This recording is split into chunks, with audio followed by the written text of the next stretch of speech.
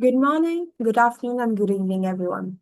The authors and distinguished guests, welcome to Technical Session 7B. I'm Sanskriti and I will be moderating this session. On behalf of the Global Knowledge Research Foundation and GIAS Hostel, it is my pleasure to welcome you to the 11th International Conference on Information Communication Technology for Intelligent Systems, that is, ICTIS 2026, being hosted in Bangkok, Thailand. This 11th edition is being conducted in a hybrid mode. The virtual sessions are being conducted via Zoom from 9th to 11th April 2026. I hope you find today's session insightful, engaging, and intellectually enriching. In this session, we have 10 presentations. Each presenter will have 2 minutes for the presentation, followed by 2 minutes for Q&A. A gentle reminder will be raised at the 9 minutes mark. All participants are requested to remain connected until the closing remarks. For any queries or updates, please use the chat box. Now, before we begin, I would like to introduce the session chair for this session. Dr. Tattvadarshi Nagarhalli is Associate Professor and Head, Department of Artificial Intelligence and Data Science in Vidyavardhini College of Engineering Technology in Maharashtra, India.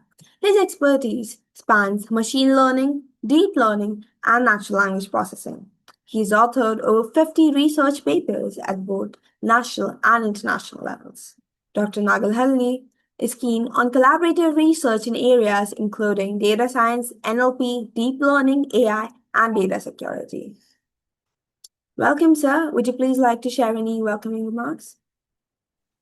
Yeah, thank you for the introduction, Sanskriti. I'm excited to hear the new innovations and the research findings today. So I wish all the participants all the best. And we can begin with the session. Yes, sir. Thank you for your kind words. So with that, we move forward with the presentations. First up, we have Aishwarya Rajan presenting a multi-layer federated trust framework for comprehensive security in social media networks. Hi, good morning, ma'am. Good morning, everyone. Ma'am, am I audible? Yes, you're audible.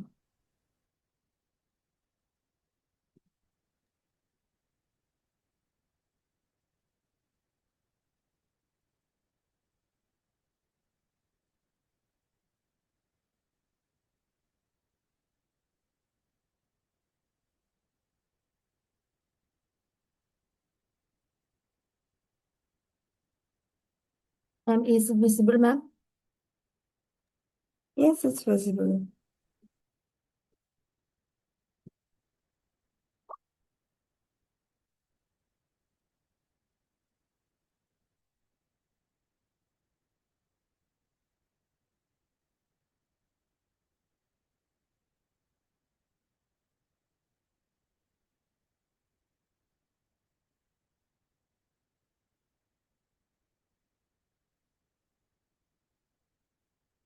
Okay, good morning, everyone.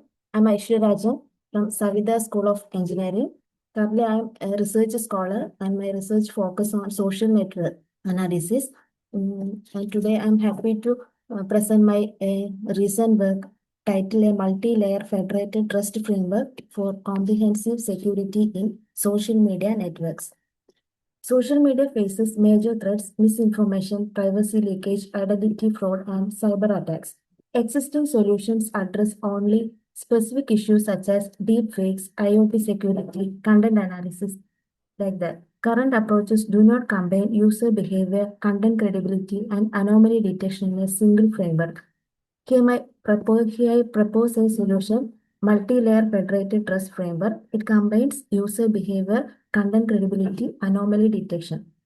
It also provides real-time, secure, and accurate trust assessment with low latency.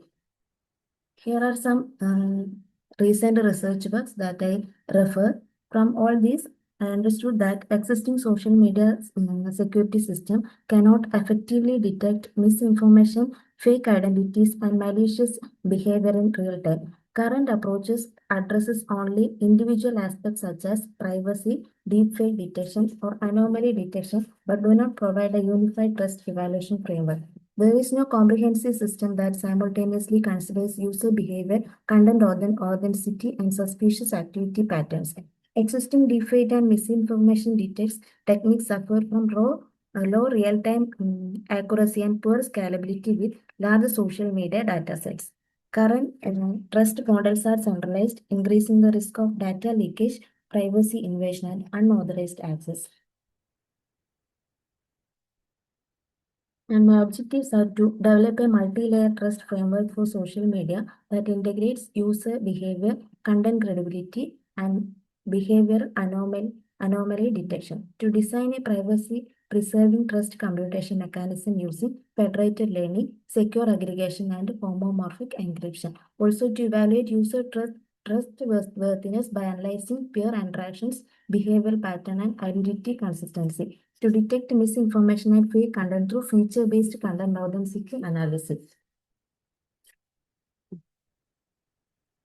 And moving to the methodology, a multi-layer federated trust framework, it evaluates using 3 layers: user trust layer, content credibility layer, anomaly detection layer. It uses federated learning for privacy-preserving trust calculation, integrates blockchain, secure aggregation, and homomorphic encryption. It also detects fake news, bots, and malicious users in real time. And this is my architecture. In this architecture, first one is the input data is collected from social media activities such as likes, shares, comments, user interactions, and activity logs. And the collected data first enters to the 3-layer trust evaluation pipeline. First is user trust layer. In user trust layer, it evaluates the trustworthiness of a user based on peer reputation, interaction history, and behavior. It produces the initial user trust score. And then second layer is content credibility layer. It analyzes whether the shared data content is reliable or suspicious. It uses features like shares, likes, shares, comments, and reports to estimate content authenticity. Then third layer, anomaly detection layer. It detects abnormal or malicious activities such as spam, bots, and fake accounts or unusual behavior patterns. Generally, an anomaly score based on suspicious actions. A higher anomaly score means the user is more likely to be suspicious. The output from these 3 layers are sent to the federated aggregation layer. This federated aggregation layer, it combines scores from multiple distributed nodes without sharing the raw user data. This layer includes first layer, federated learning. It trains trust models locally on devices or servers. Second is secure aggregation. It safely combines local trust updates. Then asynchronous or synchronous updates. It supports both real-time updates and coordinated update across nodes. Privacy and security components works alongside the aggregation layer. Homomorphic encryption protects trust data from computation. Then the next technology is blockchain logging. It stores trust updates securely and transparently, preserving tampering. Finally, all the processed values are combined in the global trust score computation. In this is the single global trust score that indicates whether a user or content is trustworthy, suspicious, or malicious. Then this is the algorithm that I used. Here the inputs are content list, user interaction, peer rating, node weights, layer weight, and learning rates. Then steps first we initialize all these score. That is trust score, content trust score, anomaly score, and global trust score to 0. Then compute each scores. First user trust, that equation that shown here. First we compute content trust score, content credibility layer, then next federated aggregation layer, then calculate anomaly detection. It actually measures suspicious behavior ratio, then global trust layer. And the final output is the global trust score. And it is actually the score indicates the whether a user or content is trustworthy, suspicious, or malicious. This is the flow chart that the multi-layer federated framework works. Start from and collect input data, collect user interactions, and also collect content data, collect peer reputation rating, then calculate the user trust score, content trust, content credibility evaluation, then anomaly detection, then last a local trust score formation is first, then aggregate its result, then finally it compute global trust score. And by analyzing the performance analysis, the multi-layer federated trust framework has more accuracy than previous ADT and blockchain-based trust. It is accuracy with 95.2, precision with 94. Then recall and detection rate is 93.5. F1 score is 93.8, and it is very low latency than compared to ADT and blockchain-based trust. And privacy preservation score is 0.98. This is my comparison chart. And moving to the conclusion, multi-layer federated trust framework provides secure, privacy-preserving, and real-time trust evaluation for social media. It integrates user trust, content credibility, and anomaly detection in one framework, uses federated learning and blockchain to protect sensitive data. It achieves higher accuracy and low latency than existing methods, effectively detects fake users, misinformation, bots, and malicious behavior. Multi-layer design improves reliability and produces manipulation attacks suitable for large social media platforms.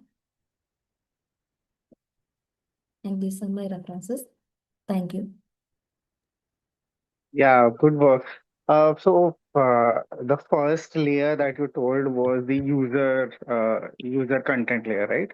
So where the user interaction is being calculated. So what if the user is a new user and he or she does not have uh, uh, any history of any interaction? So in that case, what will happen? Actually, here I am take a user who have account on any social media platform, Facebook, YouTube, like that. If that user posts 100 messages within 10 minutes, repeat the same content and receive many reports, then that content which I take that to calculate anomaly score, content credibility, and the final trust score, sir. Okay, and what happens if any a credible source, he or she is a credible source, but in the second layer you are trying to get the same kind of information, right? So what is it if it is a new breaking news or new breaking information that is being posted by a credible person? So what happens then? Sir, actually, in here I am done with the data. Not we can use the real-time data. So at this future, we can use real-time calculate these malicious uses. Here now I am for the here we have restriction to access the data, sir, official APIs. So I am just take the data set from Historical data. historical publicly available data set and calculate all this. But future we can this method can be used to calculate the real-time malicious, sir. Okay, okay. So you are in the future you're thinking about a mobile application or a desktop application. How does it work? So in real time, how do you envision your system to be working? So in real time we can I think we can use in also mobile and social media nowadays social medias are used in mobile and like anything like that. I think Oh, real time detection can be done in all tools. okay, okay. Yeah, thank you. Good work. Thank you, sir.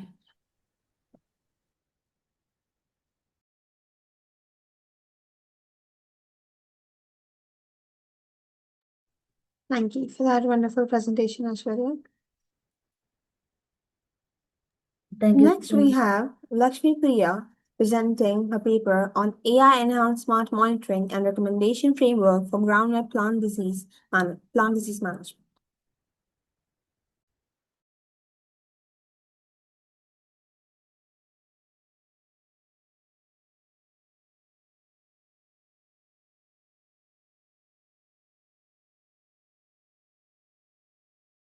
Yeah. Good morning. Morning. Hope you can hear me. Yes, sure, Rebecca. Right.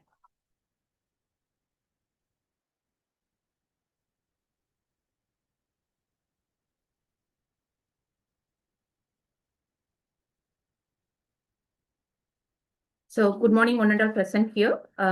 Here I'm going to present my paper on AI-enhanced smart monitoring and recommendation framework for groundnut plant disease management. Myself, Dr. Lakshmi Priya from VIT Vellore Institute of Technology. So this is the outline of my presentation where it covers introduction, literature review, aim of proposed work, followed by objective, expected outcome, and proposed framework. We are aware that India is major oil crop, oil seed crop contributors, where it covers around 10% of total value over this groundnut. Also, it is also indicated groundnut is a major oil seed crop, where 30 to 70% of this yield of this crop is being disturbed by the disease infestation, and also it plays a major role in significant economic losses due to this reduction of yield. There are few fungal infections that are infecting this groundnut. A few among them are late leaf spot, rust, groundnut bud necrosis, early leaf spot, groundnut rosette virus, and collar root. So what is the thing right here is based on the literature, whatever we have came up with, there are a lot of works has gone. However, there are no works which early prediction is being involved, and also the timely implementation of crop production strategy is missing.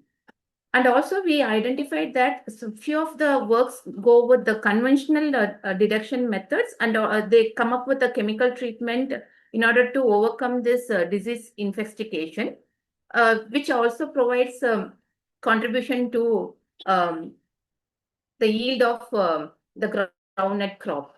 What is the solution we have came up right here is we wanted to reduce the infection, and also which will in turn will increase the yield. For that purpose, we are trying to implement an AI-based monitoring system which facilitates the early identification. So our main objective is to identify the disease in an early stage.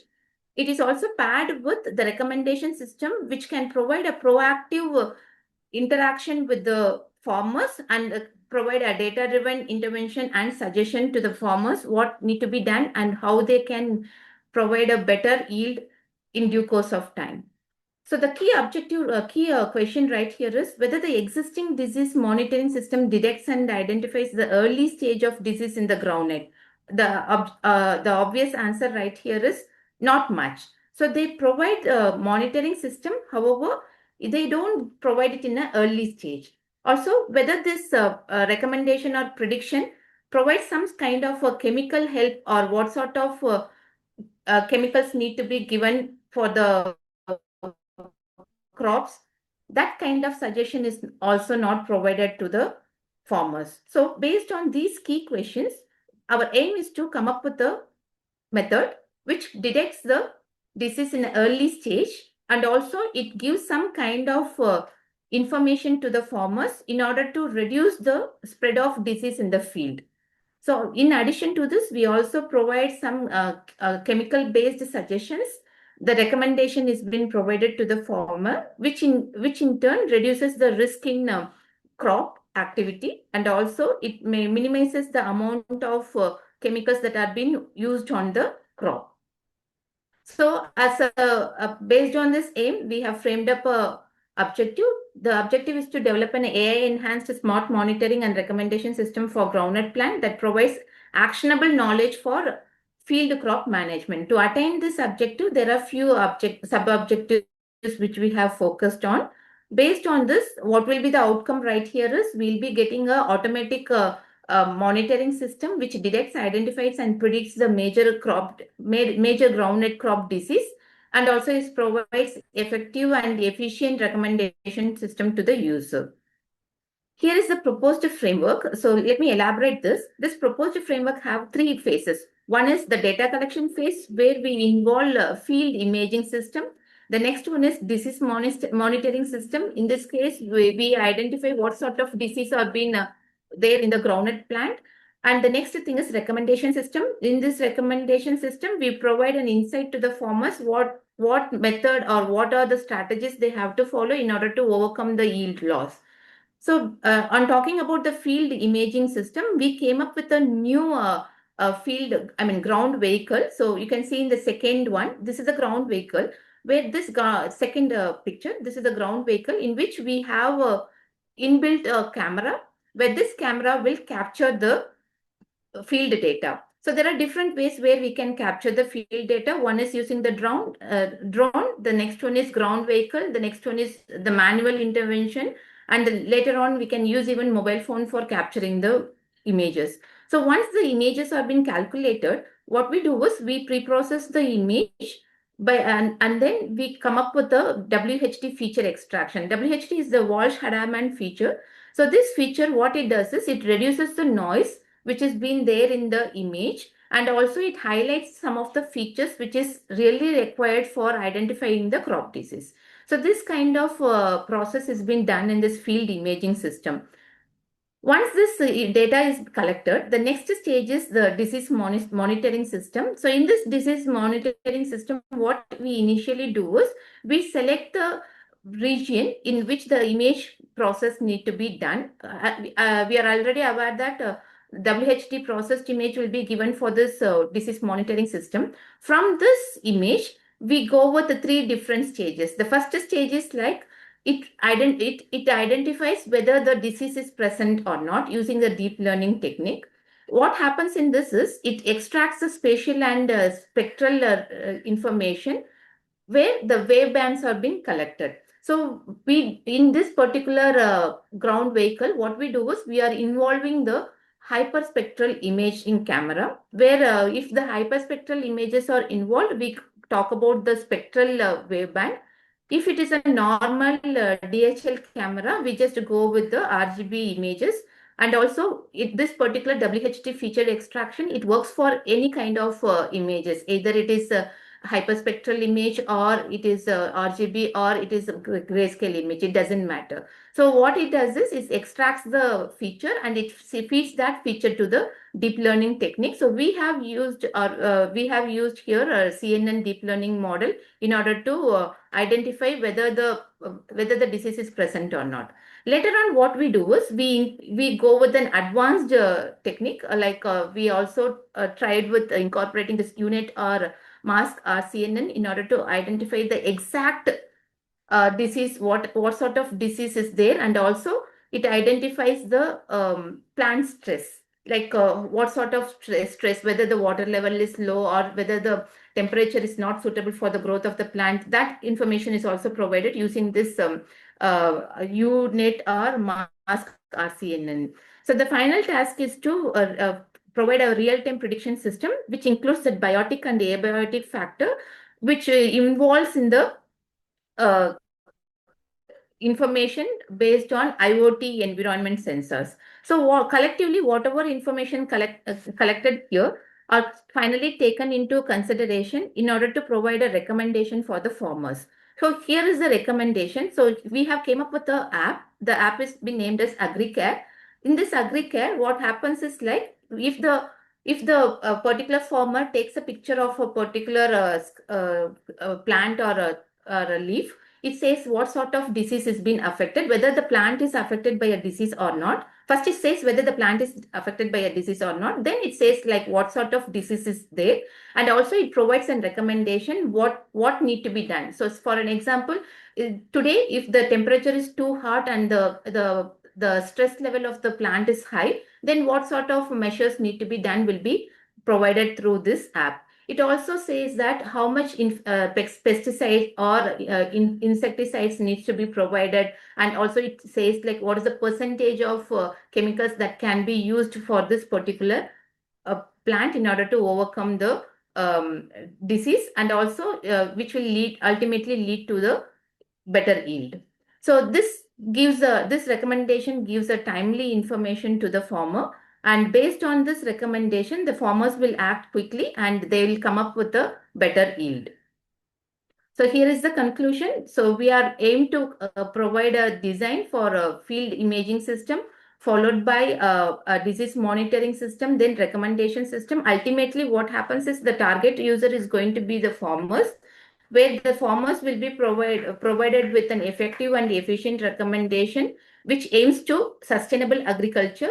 We also trying to integrate the technical and economic performance of the plant by giving a suggestion in with regard to reduced usage of chemicals and minimize the yield loss. Here are some of the references which we have used. So thanks for listening.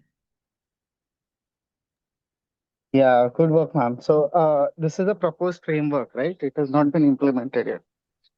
Actually, when we submitted the paper, it was like a framework. As of now, we started the implementation and we are planning to deploy this app in another 15 days.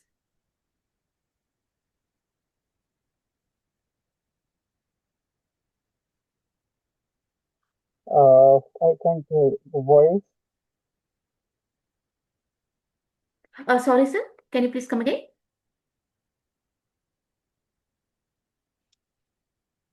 Okay. Okay. So, for the detection image, the disease detection. So you said you're processing the image and as well as using the deep learning network, right? Yes, sir. So instead Okay. of So giving the image as itself as a input for deep learning, we are extracting the WHT features. Okay, so those features will be given as an input for a deep learning model. any particular reason for using The this? reason right here is when we take an image, there will be a lot of informations. We are aware of that. So instead of burdening the deep learning model, because we are going to use this model in a app. So during that time, the model should be quite less. I mean, the load of the model should be lesser. That is, it should be a lightweighted model. So the training phase, everything happens dynamically. For an example, if I'm capturing an image right now, it will be added to the training phase and keeping on like for every 10 images or 20 images, the training phase activates it dynamically within the app store itself. So in order to make it lightweighted, instead of loading the image as it is, we are extracting the feature which reduces the weight of the particular image which has been fed into the deep learning model. Okay. Okay. Great, ma'am. Yeah. Thank you. Oh, thank you, sir. Thank you for that presentation. Next, Thank you, madam.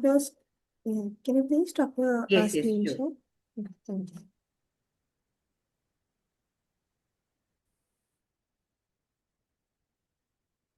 Our next presenter is Kishore S. presenting the paper on an exclusive embedding cluster-driven lightweight synonym replacement paraphrasing model. Yeah, so I hope I am audible. Yes, you're audible. Thank you.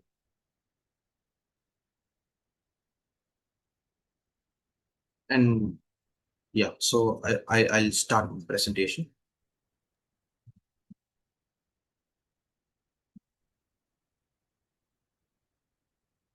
So very good morning to all the ladies and gentlemen present here.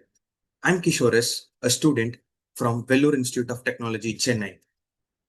Through this conference, I would like to present my proposed work, which is called an exclusive embedding cluster-driven lightweight synonym prediction, replacement and paraphrasing model.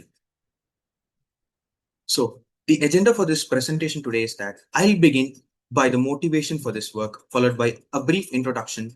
Then I'll discuss the state of art of the proposed work, followed by the problem statement and a detailed discussion of my methodology. Then I'll go with experimentation results, inference, and future directions.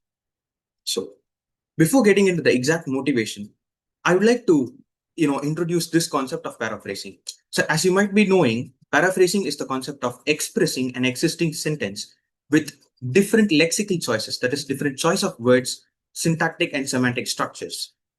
Paraphrasing plays a very vital role in applications such as educational assessments, where a same question must be presented in different rephrased forms for different people.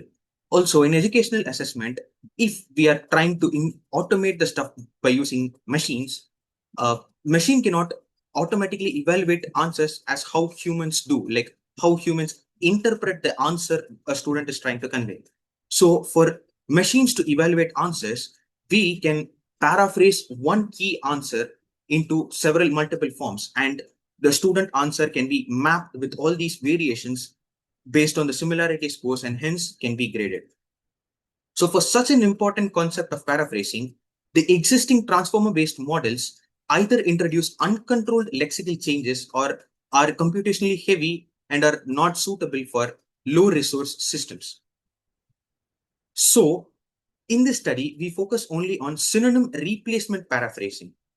Yet in particular, we have the exclusive embedding based models, and even they perform a large number of unnecessary computations.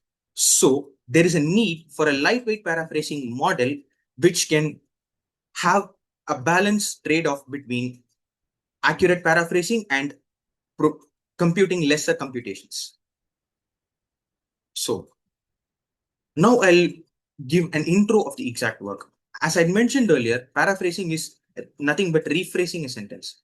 Through this study, we have classified paraphrasing into two types: synonym replacement, SR paraphrasing, and non-replacement, NR paraphrasing.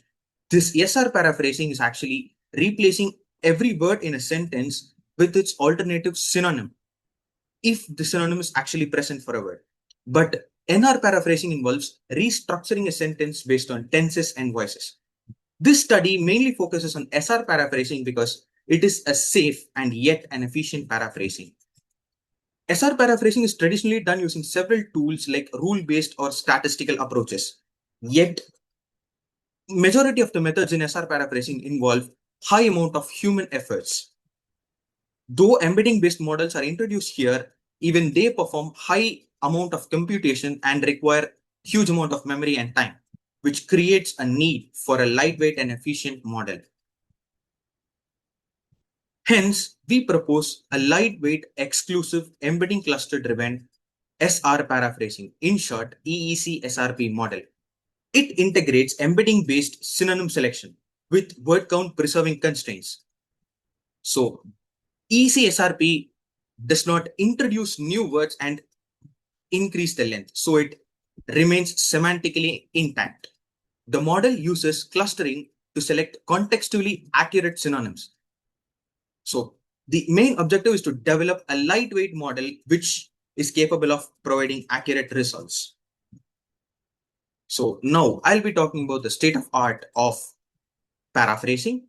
So on conducting a survey of the existing works, we identified the following gaps, which include high computational cost. We saw models like abstract meaning representation, AMR based models, transformers, and global embedding search models, which do a lot of unnecessary computations for identifying synonyms.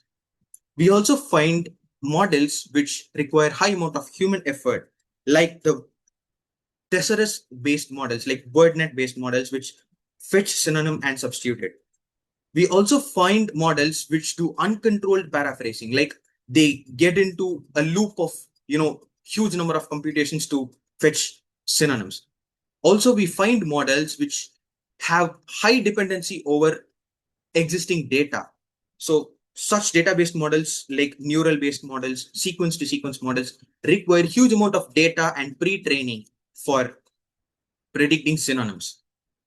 Also, we find models which enforce strict rules, the rule-based and statistical machine translation approaches, which enforce tight rules for paraphrasing, but yet they are not flexible. Also, we find models like word2vec, which scan the entire word corpus in order to fetch the words and hence have an inefficient search space. So now the exact problem statement, it is that existing solutions fail to provide a balanced approach that ensures a controlled and semantically accurate paraphrasing while remaining efficient and suitable for real-time low-resource environments. Hence, we propose EECSRP. So now I'll be discussing about the methodology in detail. So the proposed EEC SRP model is built across 4 phases. Phase 0 is the synonym word corpus construction phase. Phase 1, the word embedding dataset creation phase. Phase 2, the embedding cluster dataset curation and model training phase. And finally, the paraphrasing phase. I'll talk about methodology in detail with the architecture. So as I mentioned earlier, phase 0 is the synonym word corpus construction phase. First, we constructed a synonym word corpus using internet, like all the linguistic repositories, publicly available URLs, Kaggle, and all data sources, from which we identify words that have valid synonyms. We compile all of these words into the synonym word corpus W. Then comes the phase 1, that is word embedding dataset creation. From the created word corpus W, we do 2 parallel processing. For every WI, we use an external DataMuse API to fetch the synonyms of the word W. So for every W, we obtain WIJ, that is synonyms of words. Then parallelly, we use a modified skipgram architecture. So the traditional skipgram architecture is slightly modified here because the traditional one uses softmax-based prediction layer, which increases the complexity. So we replaced it with the regression style mean squared error loss layer. So we simplified the model and used it for initial parent embedding extraction. And for every word WI, we extract embeddings, E of WI. Then we perturb the embeddings. So perturbation is nothing but introducing a small changes in the embeddings. So in order to assign new synonym embeddings for the obtained synonyms in the parallel process, we do perturbation. Then we obtain synonym word embeddings followed by closer perturbed embeddings. So the end data contains features such as word, parent word, the parent embedding, synonym words, and the perturbed synonym embeddings. Once this feature set is obtained, we extract the relevant parent embedding and synonym embedding and use it to train the feed-forward neural network model so that it learns the mapping between parent embedding and synonym embedding. So once phase 0, phase 1, and phase 2 are established, we have all the backend products required for paraphrasing. Now we have the user level paraphrasing, that is the phase 3. Here, once we obtain the input sentence, we do all necessary pre-processing like removing stop words like is, that, was, or etc. We pre-process and remove all the stop words, and hence we token words sequentially, WI. So once we have word by word, we check if the word exists in the feature set, that is the word embedding dataset.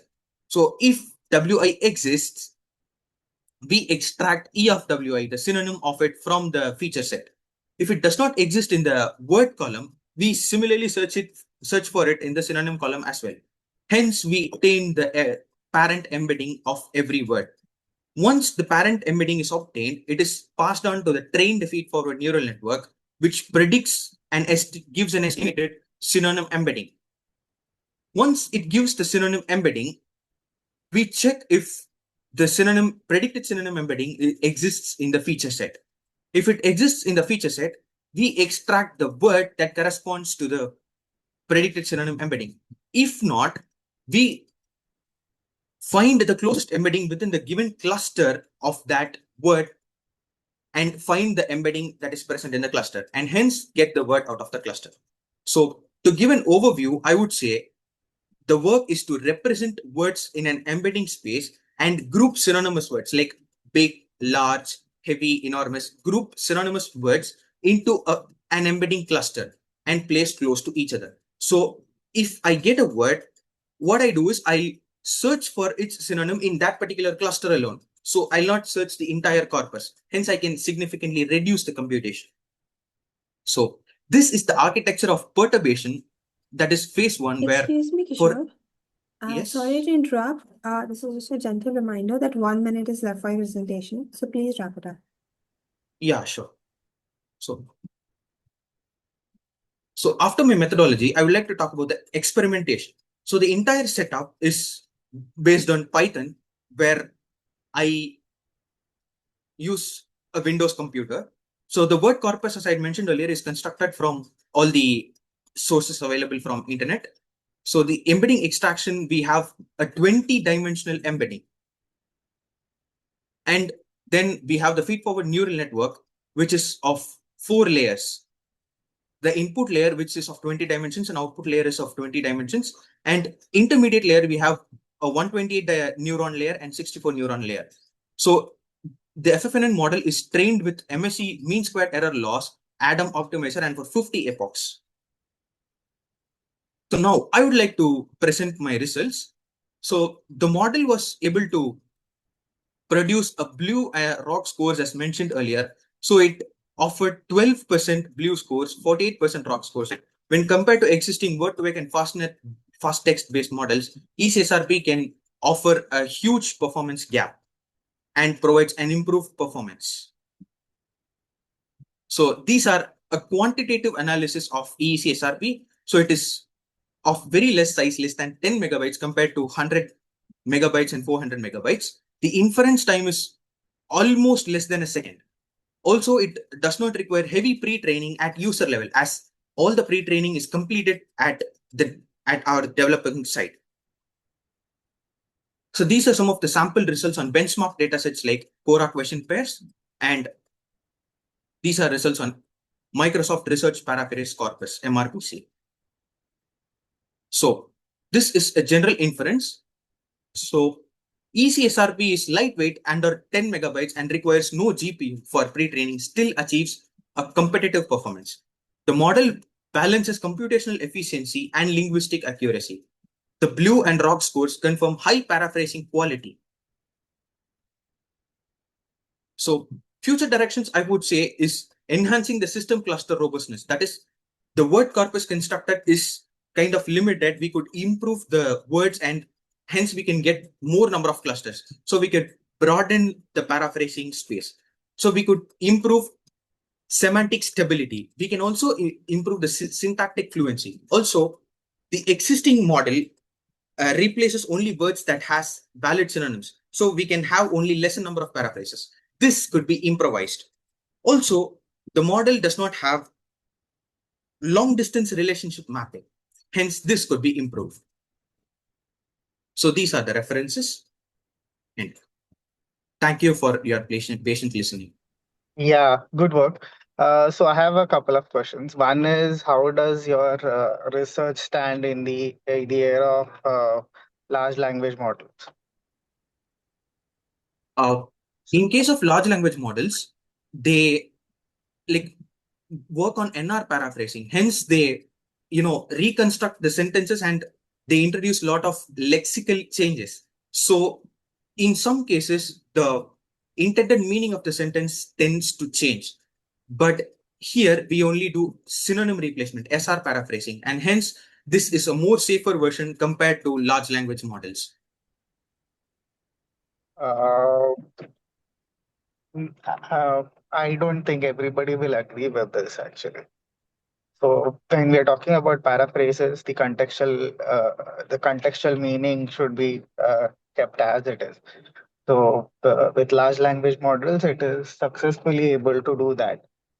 So and the amount of It is able paraphrase. to do that, but if you like do paraphrasing on a large level, LLMs have this concept of hallucination. So they give one or two paraphrases correctly, but again, as they do NR paraphrasing, they tend to change the meaning. But here, since we only do synonym replacement, there is no room for changing the exact meaning, as we replace only the words which have accurate and perfect synonym. Okay. The second question is, in NLP, we say that when we are talking about synonyms, there are contextually different ways or different types of synonyms that are there. Like for example, I cannot use the words like fair or price or cost at everywhere, but these are synonyms to each other. So, does your research tackle this kind of contextual relevance? Yes. So for such ambiguous synonyms, we have not included such words onto the word corpus earlier. So we include words like which have a proper synonym. For example, big, we can replace big with huge, enormous, etc. So we only have such words which have a proper synonym in the word corpus. Hence, there is we exclude all the words that have an ambiguous synonym. Yeah. Okay. Yeah. Good work. Thank you. Thank you. Thank you for the presentation, Kishore. Thank you. Next, we have Pradnya Gotmare presenting their paper on the analysis of transformer-based models for answer identification in small-sized dataset.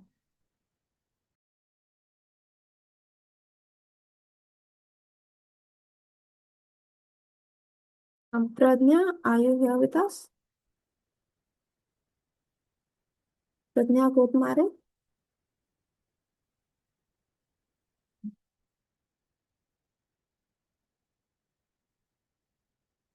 We'll be moving forward with the next presentation.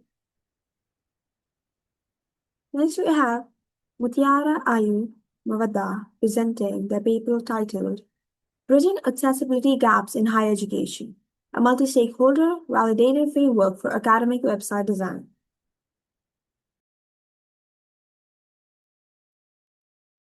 Thank you.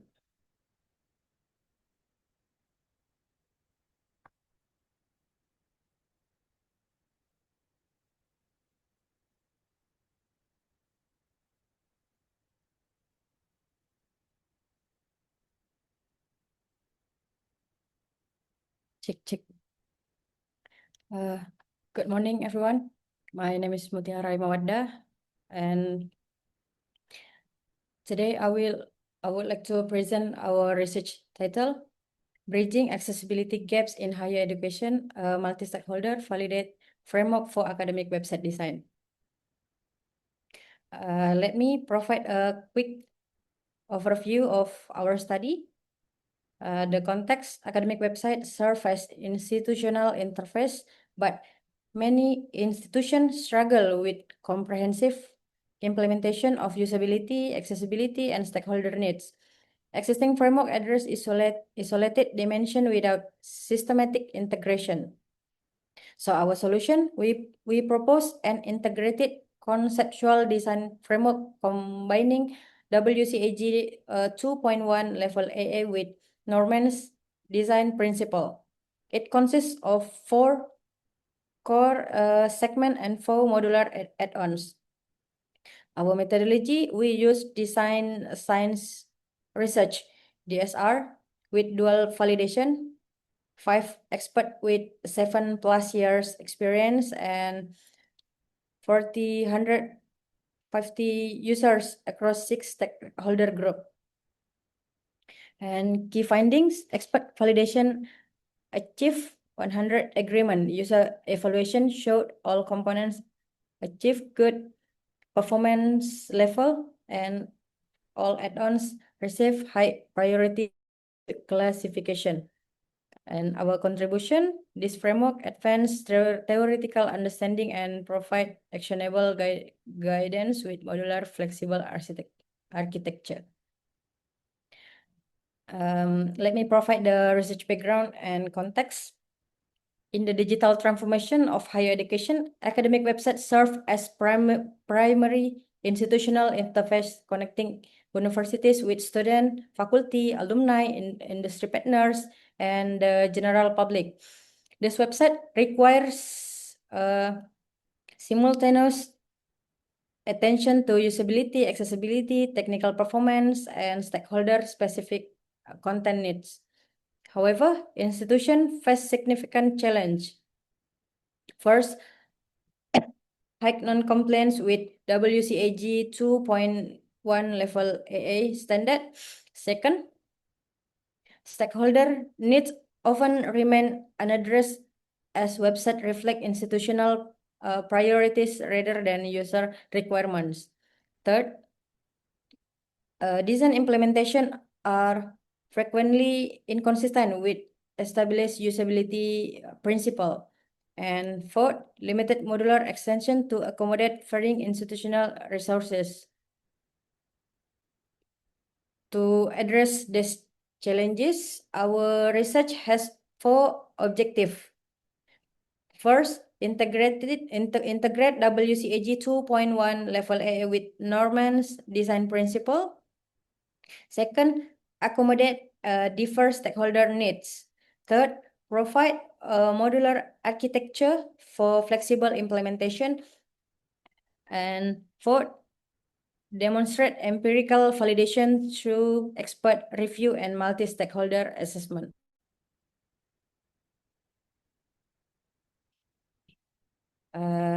This brings us to our core research question. How can an integrated conceptual design framework be developed to support effective academic website design in higher education institution? First, academic websites are often developed without structure and integrated design guidance. Second, existing studies tend to focus on isolated aspects such as usability or accessibility, not both. Third, most approaches are evaluation oriented rather than design oriented. And fourth, there is limited consideration of multi-stakeholder needs and institutional context, particularly in Indonesian higher education. These three core problems: fragmented design approach. Existing frameworks address components separately, resulting in partial and inconsistent structure.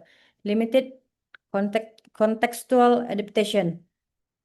Most frameworks are generic and do not adequately consider specific institutional needs, and the absence of integrated conceptual guidance.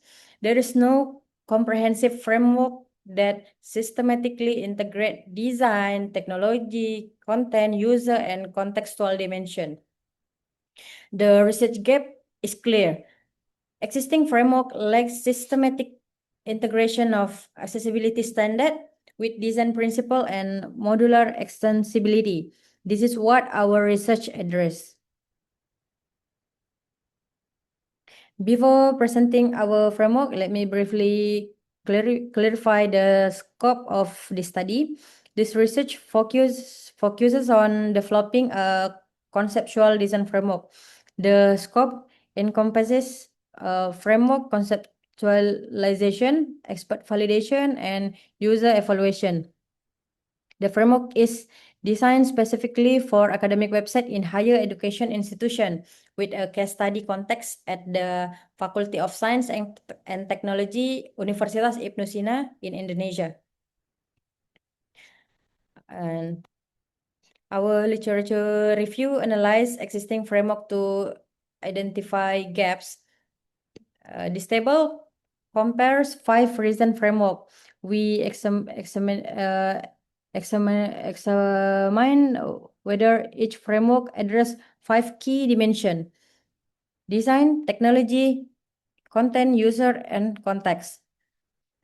And college focus on usability evaluation, but didn't integrate technological and content consideration.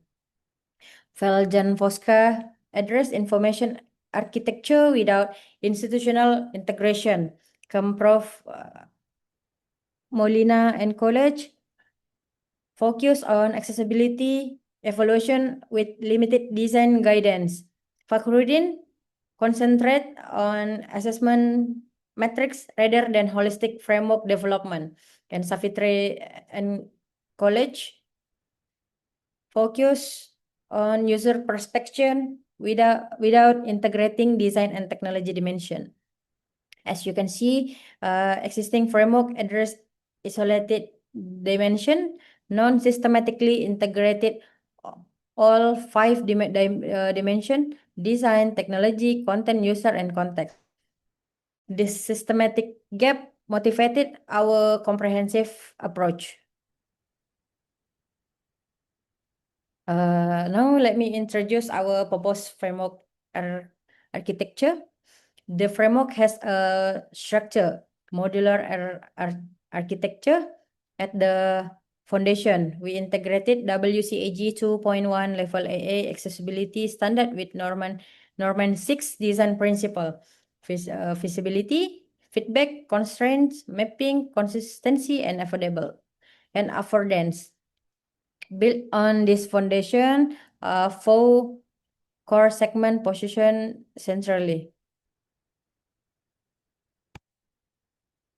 The framework consists of four core segments that every academic website can address.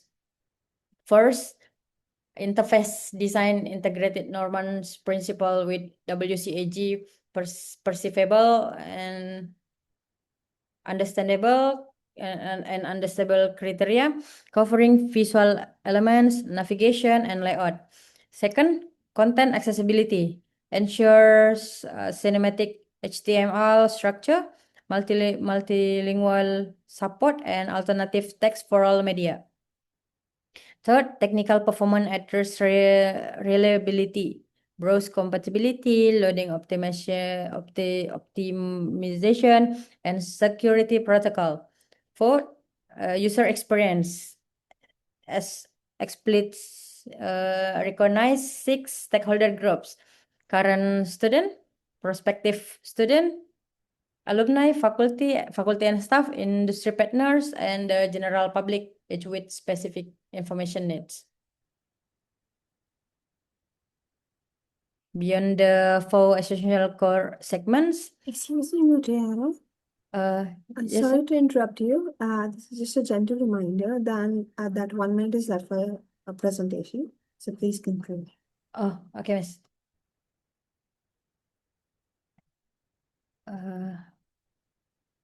Our research employ design science research methodology, which is appropriate for developing and validating research artifact like conceptual framework.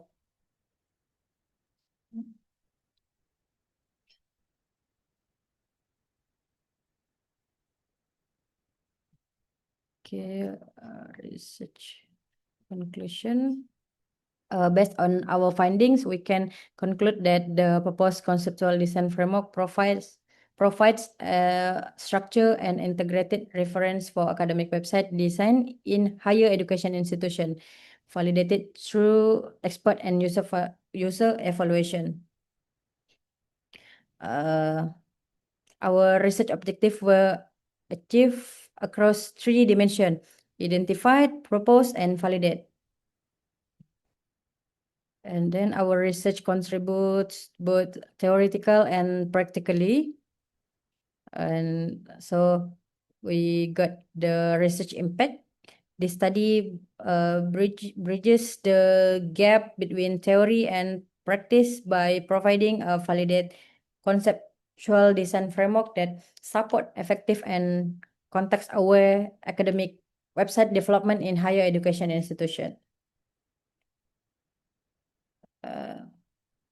And then for future research, we propose to for direction. Number 1, multi-institution study.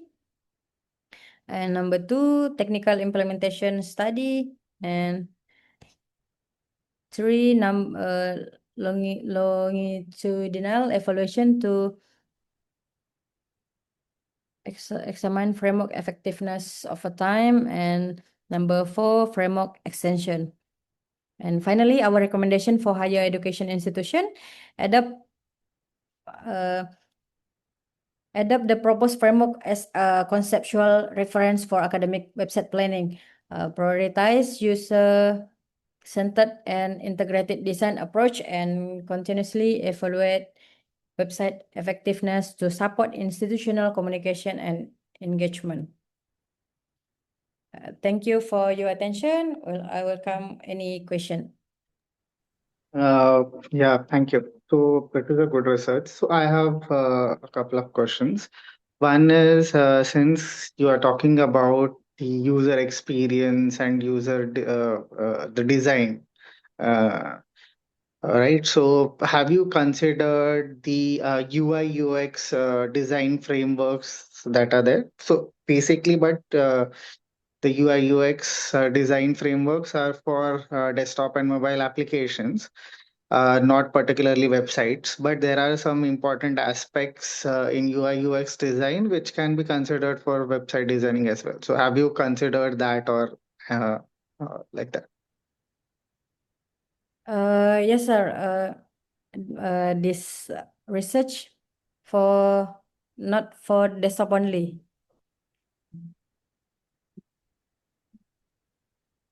Okay, so my question was, have you considered the UI UX design frameworks for your research? Yes, sir. Okay, okay. Yeah, good work. Thank you. Thank you, sir. Thank you for that presentation, Vihara. Now we have Shilpa Dhupte presenting their paper titled Deep Learning-Based Food Portion Estimation Using Mask RCNN and Geometric Analysis.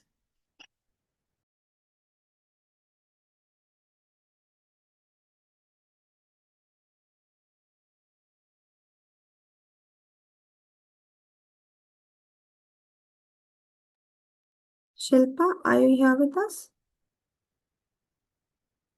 Shilpa Dhupte?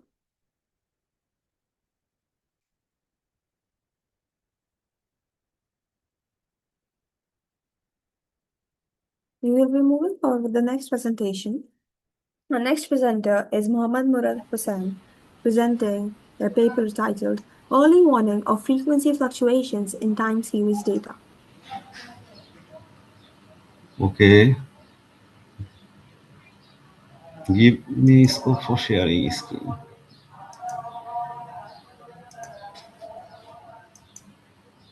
Can you see my screen? Yes, it's visible. Okay.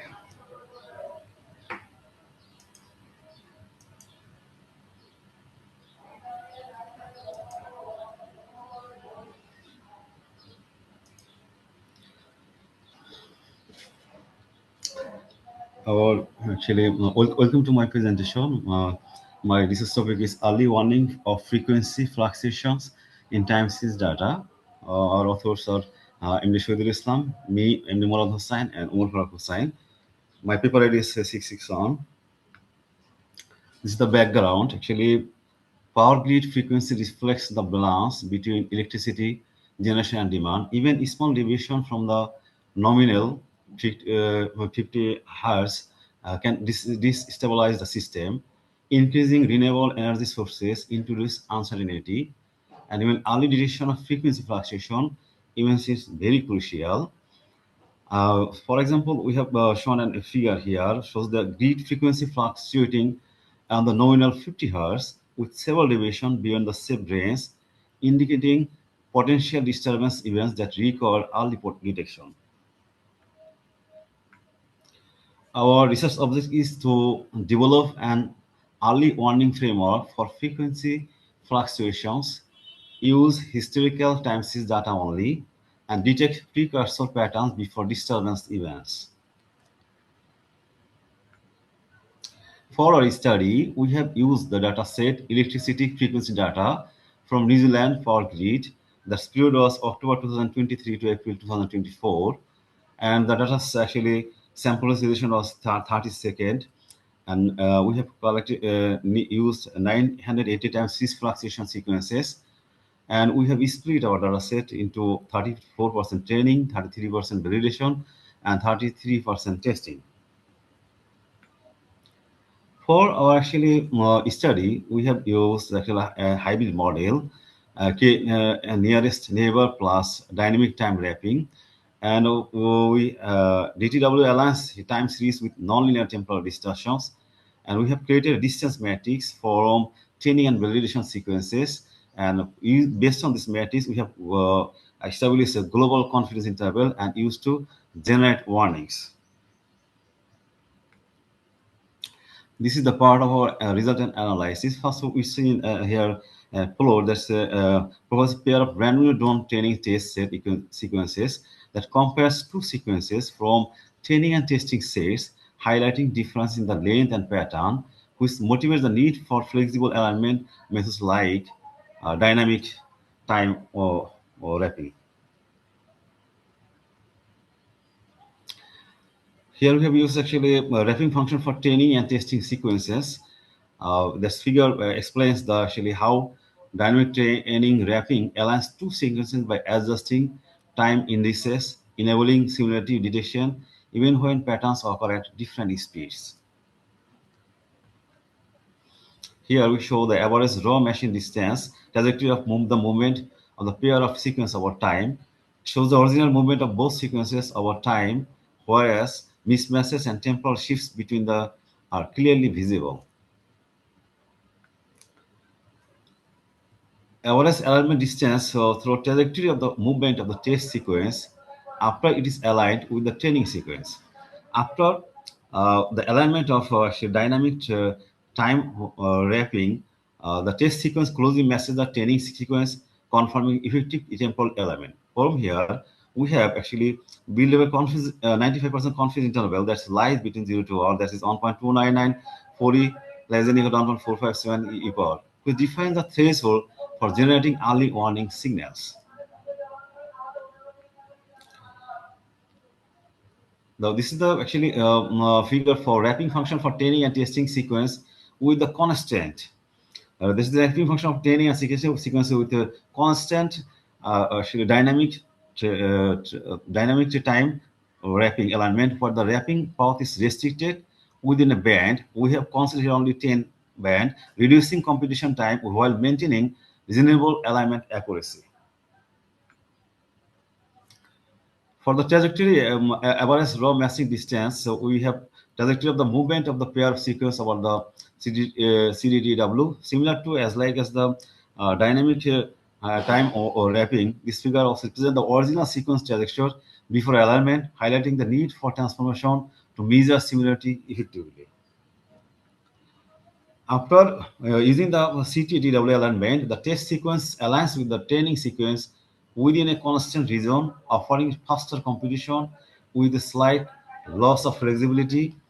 And from there, we also construct a resulting alignment for distances the different 95% constant interval that lies between 2.3420 less than a to 2.5373 E5, which is used for early decision making. Then we have actually used some statistical comparison. Though we have built up two actually confidence interval, then we have tried to use the actually bootstrap sampling to see that this accuracy working perfectly. We have used the pair t-test between DTW and CTW on accuracy. We get that is statistically significant. And for the bootstrap confidence level 1912, DTW warning accuracy get for a confidence range 0.982 to 0.988. And for bootstrap 95% CTW warning accuracy, we get that 0.93 to on to 0.946. For in the bootstrap sampling, we observe that the range actually, if we take more and more sample, the warning interval lies between these two ranges. Then we have used actually our model performance for different models. We observe that here actually DT, WKNN approach shows the highest accuracy compared to the other models. And this is the conclusion, actually, main findings. We get that actually KNN detailed framework provides accurate early warning signals. And we observe that actually achieves 98.9% warning accuracy with very low of false negatives. And there is this can improve reliability of modern power systems. And this is the differences. And if you have any question, you can ask. Thank you all. Yeah, this is a unique research that you have done. So my question is, are there any exercise systems which are comparing uh, this kind of time series analysis? Actually, for our research, we have used an electricity data set, and we have tried to build a two confidence interval. Compared to others, the existing research, we don't get such kind of research that they have built up such kind of actually early warning frequency. Okay. I think here is a new innovation for us compared Okay. to the other methods. Okay. So when you're talking about the accuracy, so you in the conclusion you said the accuracy is around 98%. So How are you calculating the accuracy here?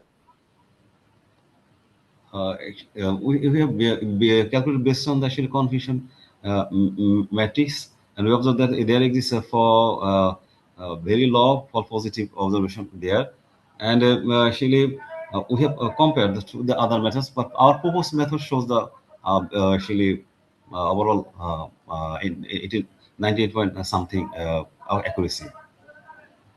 Okay, okay, okay. Yeah, good work. Thank you. Thank you also. For your kind information, I want to take leave now because I have an admission test. Okay, Murad, that will be Okay, thank you. fine. Thank you for joining us.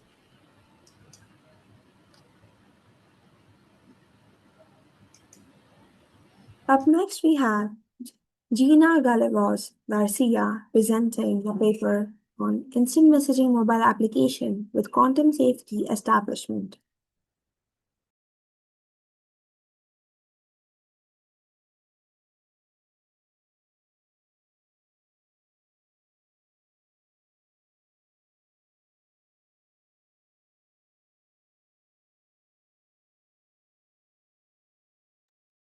Gina, are you here with us? Yes, I'm here. Can you see my screen? Yes. Okay. So thank you for the introduction. So I will start. Okay, this is the agenda. First, I will start with the brief introduction. After, I will mention the problem we are solving with our proposal. After that, I will be talking about our related work. And then I highlight about our contribution.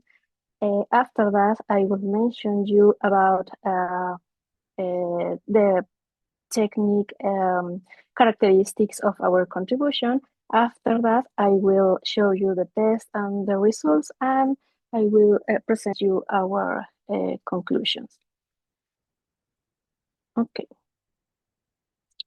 Okay, so communication has been a topic as ancient as men, and at the same time, so important that over time, different forms have been created to facilitate it, such as mail, telephone, telegrams, and fax, to mention a few, one of them. However, nowadays, many people use instant messaging applications to communicate with each other by feeling that their conversations are protected. However, or perhaps that feeling could not be further from reality and should not be taken lightly, since there are always different entities or different groups focused on taking advantages of some kind of vulnerabilities of this kind of applications, resulting in users' privacy being compromised. Yes.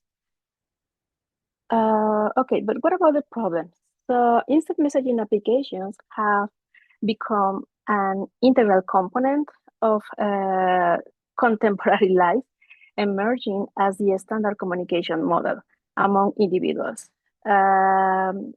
I can mention you notable applications such as WhatsApp, Facebook Messenger, Signal as an example.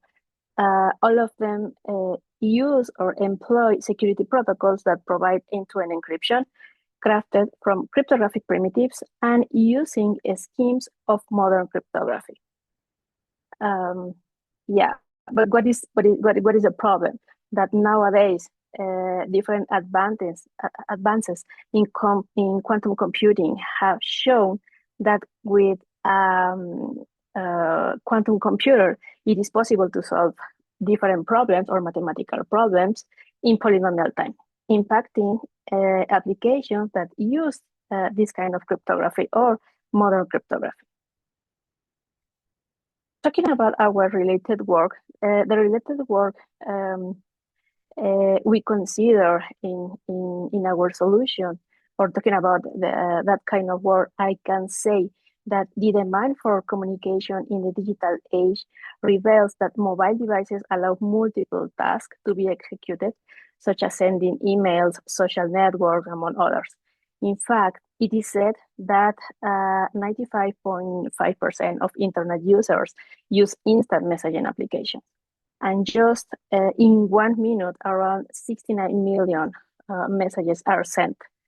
One of the most used instant messaging application is, as you know, WhatsApp, which promise end-to-end protections. However, different attacks have been carried out on this application, taking advantage of different vulnerabilities and compromising the security of the application. Another instant messaging application that is used is named Telegram, which uses a cryptographic protocol called MT-Proto. And in this table, we can see different columns that show the cryptographic protocol that the instant messaging application use. And in the third column, we can see the cryptographic schemes that the instant messaging application consider. Okay, so talking about our contribution, I can say that our contribution focus on alternative approach to key establishment in the cryptographic protocol used in an instant messaging application. We focus on the design and implementation of a graphical interface applicable to mobile devices. We also focus on the implementation of the backend that performs key establishment in an application, as well as its interaction with the graphical interface. And finally, I can say that our design and implementation can be seen as a first building block for instant messaging application. Okay, talking about the background, what is the background that we need to consider in order to construct our solution? It's important to mention or to discuss about the post-quantum cryptography. This kind of cryptography aims to develop cryptographic schemes that it is said that are secure against attacks from different or from both classical and quantum computers. Another concept that is important to consider in our solution is a specific cryptographic construction that is named key encapsulation mechanism. This kind of construction considers a set of functions used to obtain a symmetric key from a pair of asymmetric keys. And this kind of construction consider the 3 different algorithms: key generation, encapsulation, and decapsulation. In this figure, we can see in the first part, we can see the key generation algorithm. As I mentioned before, it generate this kind of algorithms generates a public and a private key. On the other side, we can see the encapsulate algorithm, which consider the public key. And in the other side, we can see the decapsulation algorithms, which consider the private key. Okay, so talking about the specifically speaking in the post-quantum cryptographic scheme, I can say that we choose the crystals fiber scheme in order to be considered as the key encapsulation mechanism that we consider in our solution. These algorithms were taken from the original paper. I mean, from the paper that was submitted to the NIST standardization process. So the notation is the same as the original paper. In this slide, I can show you the graphical interface that we obtain after the integration the integration of the different technologies. I can say that development of our mobile messaging application focuses on incorporating a robust post-quantum cryptographic mechanism, as I mentioned before, as a key establishment to address the vulnerabilities posed by quantum computing advancements. I can say that our application was designed to facilitate secure digital communication in an era where traditional cryptographic methods or cryptographic schemes are increasingly challenged by quantum capabilities. Yeah, I can say that the application integrates different algorithms that are resilient to both classical and quantum computer attacks, ensuring the confidentiality and integrity of the message.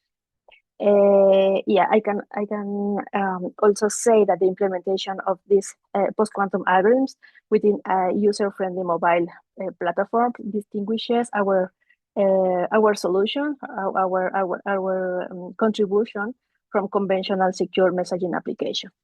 And finally, I can say that one of the primary objectives of our application is to provide a seamless user experience without compromising security.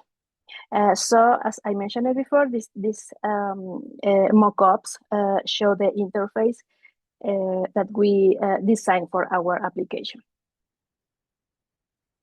In this slide, I can show you that I can mention that the architecture of our mobile application comprises 5 components: client application, server infrastructure, database management, the cryptographic module, and the network communication. At this point, it's important to mention that the cryptographic module was the core of the mobile application, which implements the post-quantum cryptographic key encapsulation mechanism.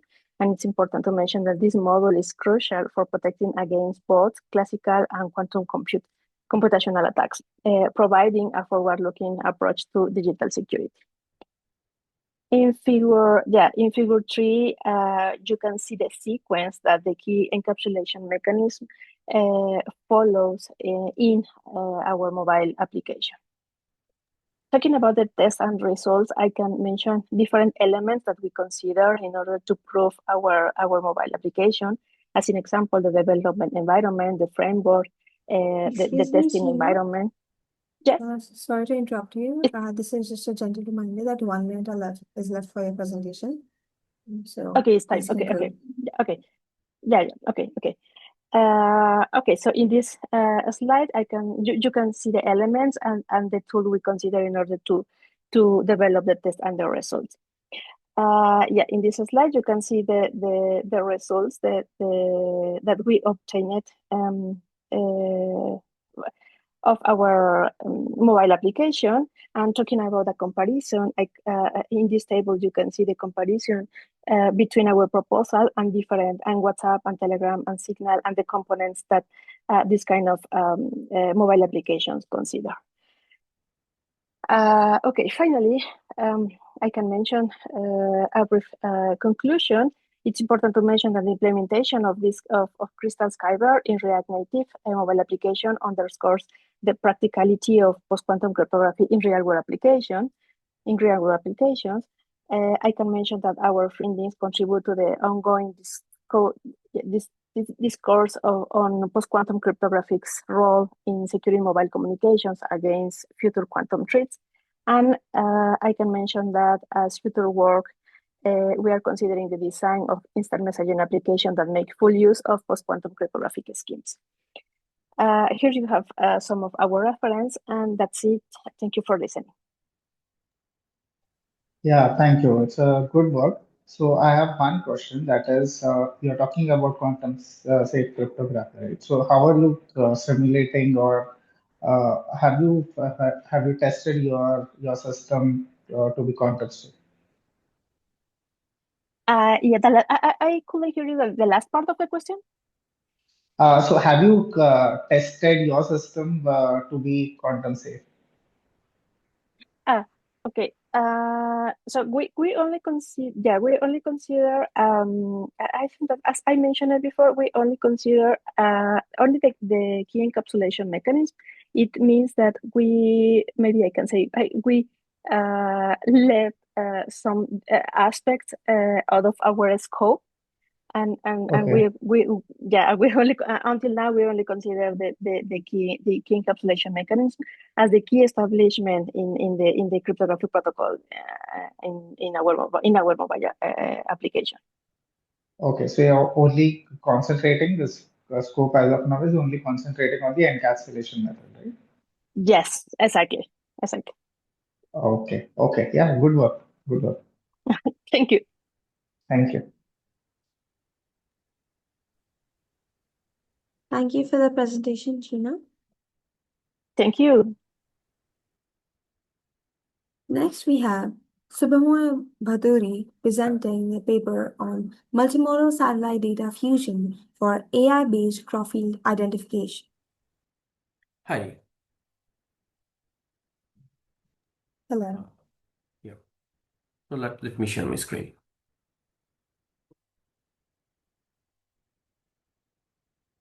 Is my screen visible? Yes. Yeah. So good morning, everyone. First of all, thanks to the organizers of ICTIS 2026 for accepting our paper and giving us the opportunity to present it today.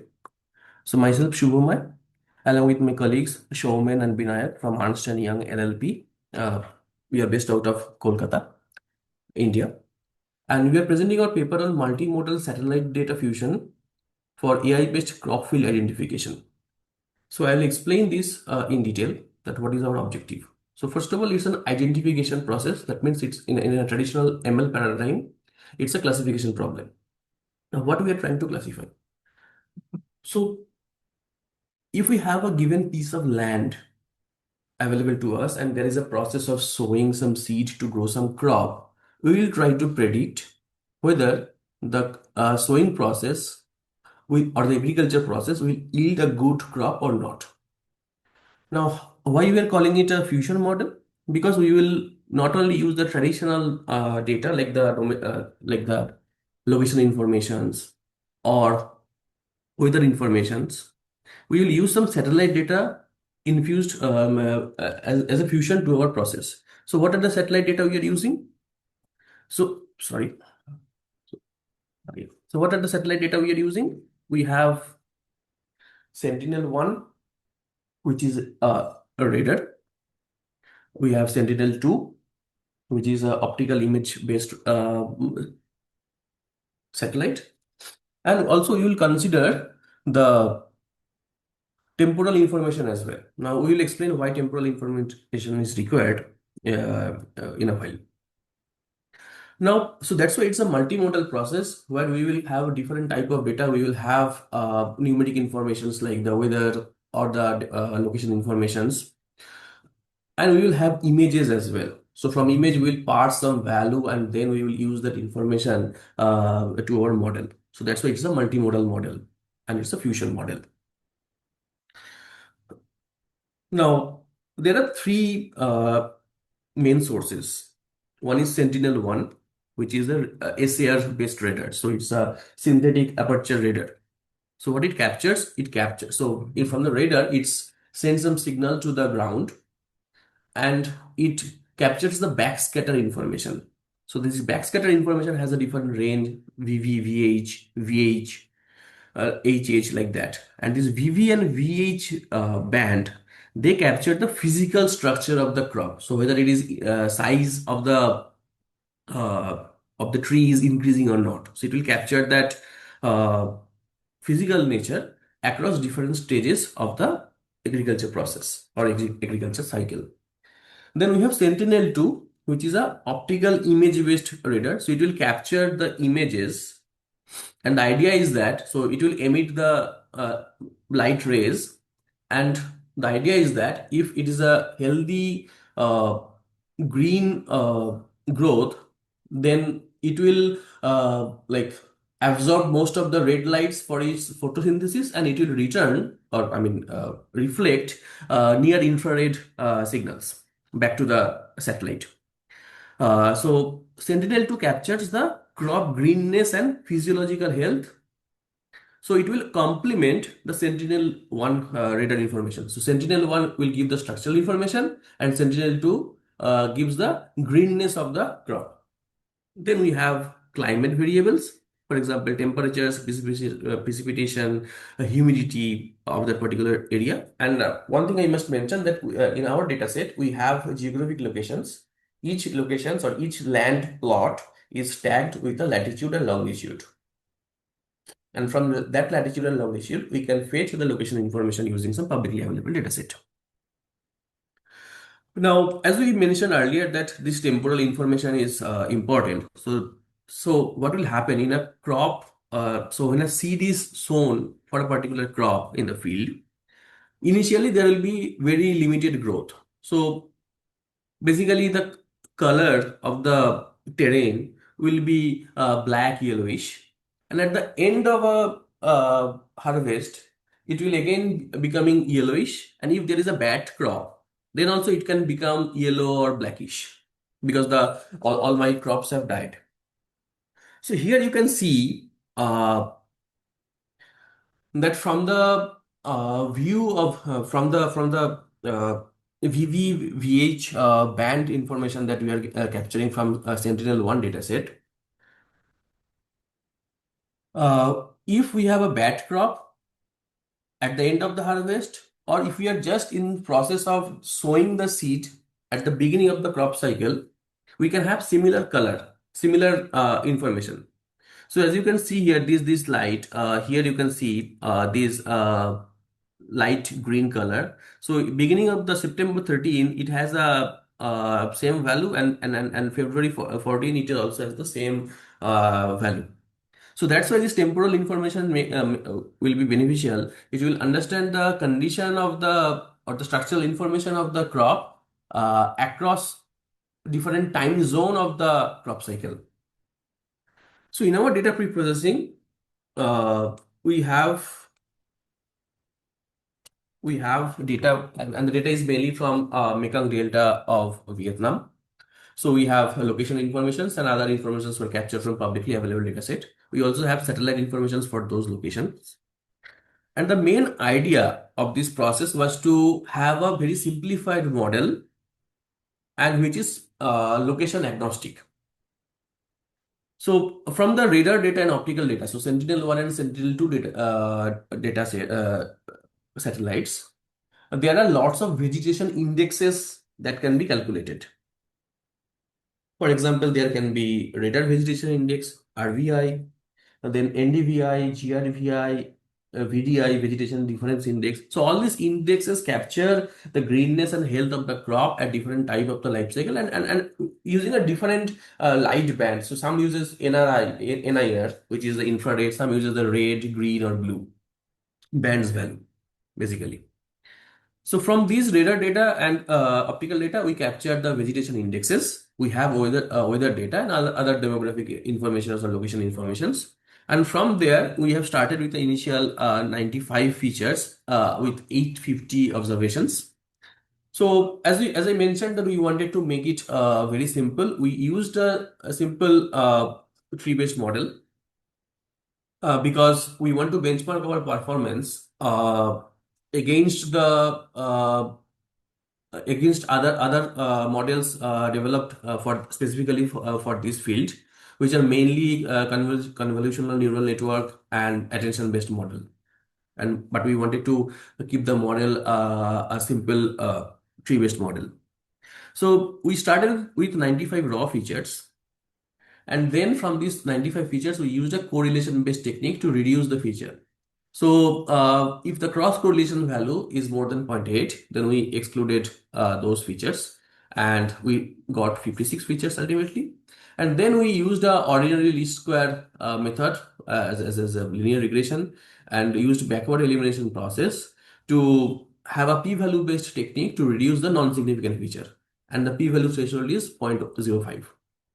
And we are left with 48 features. So these 48 features along with 850 observations, and out of 850 there were 600 used for training and rest were for validation and training data set.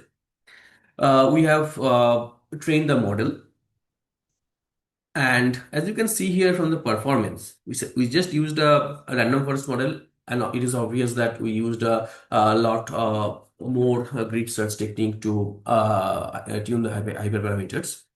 So when the state-of-the-art deep learning models have an accuracy in the range of 92 to 95%, we have accuracy of 98%. And the main advantage here is the resource consumption. So you can see here that a deep learning model requires a lot more resource, CPU and RAM, whereas in our case, it was trained on a lightweight system. It can be trained on a local system without having any GPU. And again, it yields a performance of 98% with a 0.99 FR score. So as you can see here, there is only one wrong prediction here. In addition to our analysis, the model also gives a Shapley value based feature importance. So from this Shapley value based Shapley value, we can identify what are the positive and negative features affecting the resulting outcome, and it also helps us to handle the question of explainable AI. Whereas we are able to explain to the users or anyone who wants to leverage this platform that why a particular result is obtained. Now, and also we have built an app. It's a GenAI based prompt architecture where if we use any location as input, so you can see here there is some geographic information, latitude and longitude given. It will predict whether that particular location, the land plot that is identified by that particular latitude and longitude, will have a good crop or bad crop. So as you can see, it results in non-rice, and it also gives an explanation. So again, through this prompt-based architecture as well, we are able to give some understanding or that will induce confidence to the users that why we are not just giving us a indicator, but also a justification that why we are giving that indicator. Now, one thing which I probably should have highlighted before, that these right now in our training data, we only have like two levels are possible. One is whether there will be a good crop or bad crop.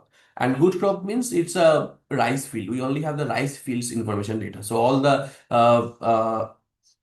VVVH plot, VVVH bands data from Sentinel-1 are only for the rice fields only.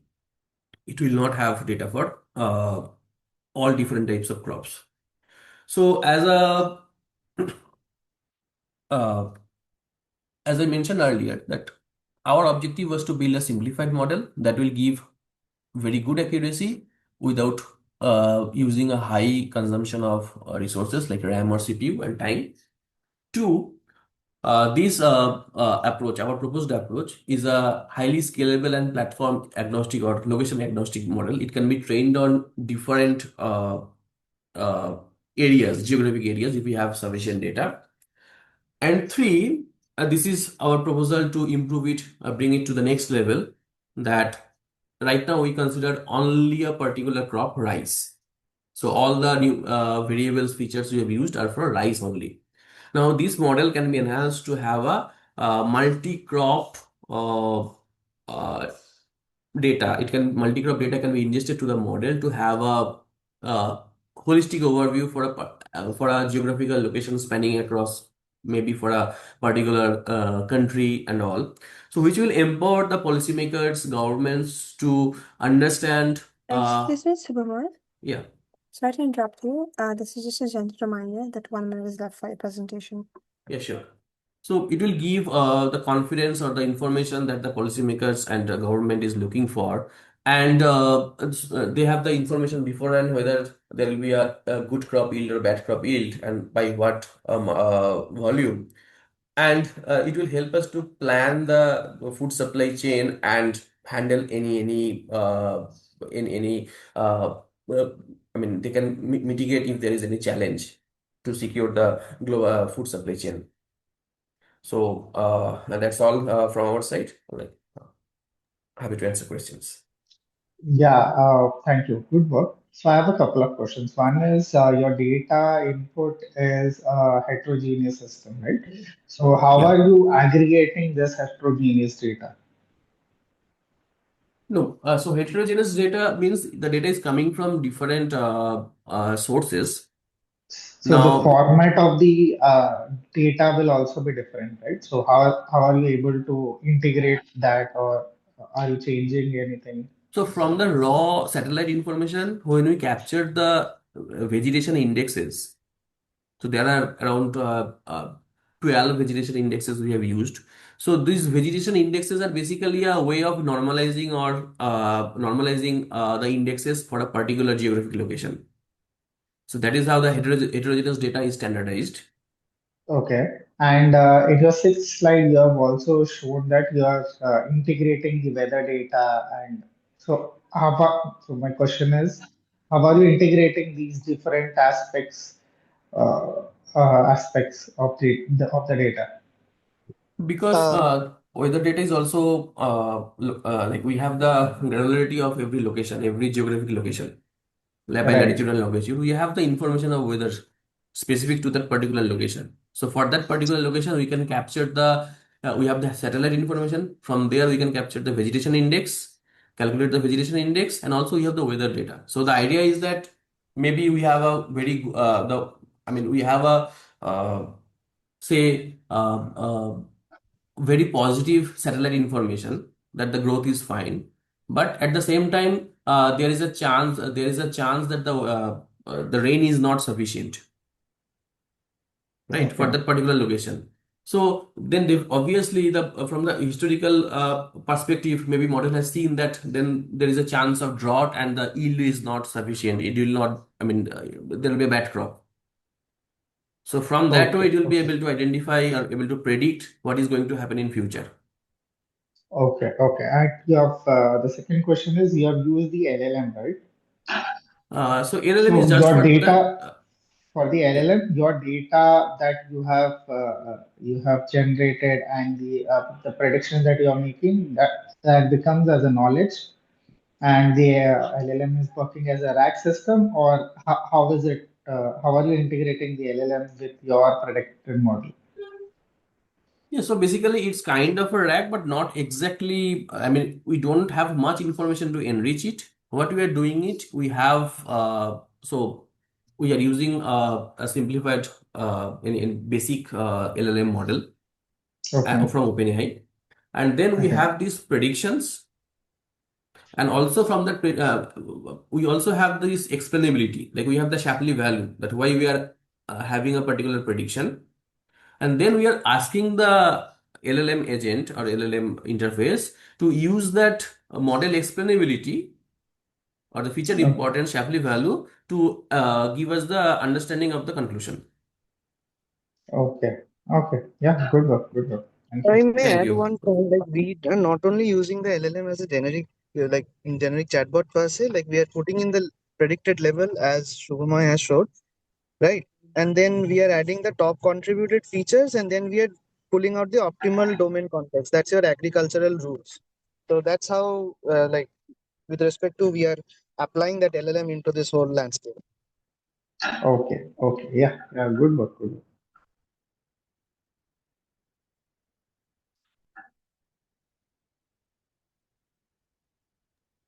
Thank you for that presentation, Shimon.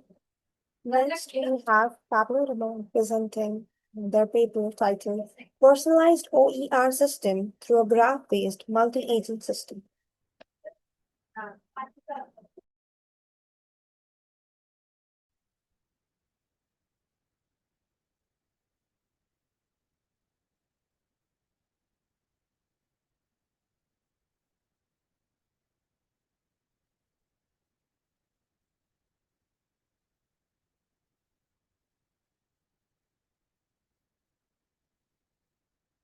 Good morning, good morning, good afternoon, or good evening.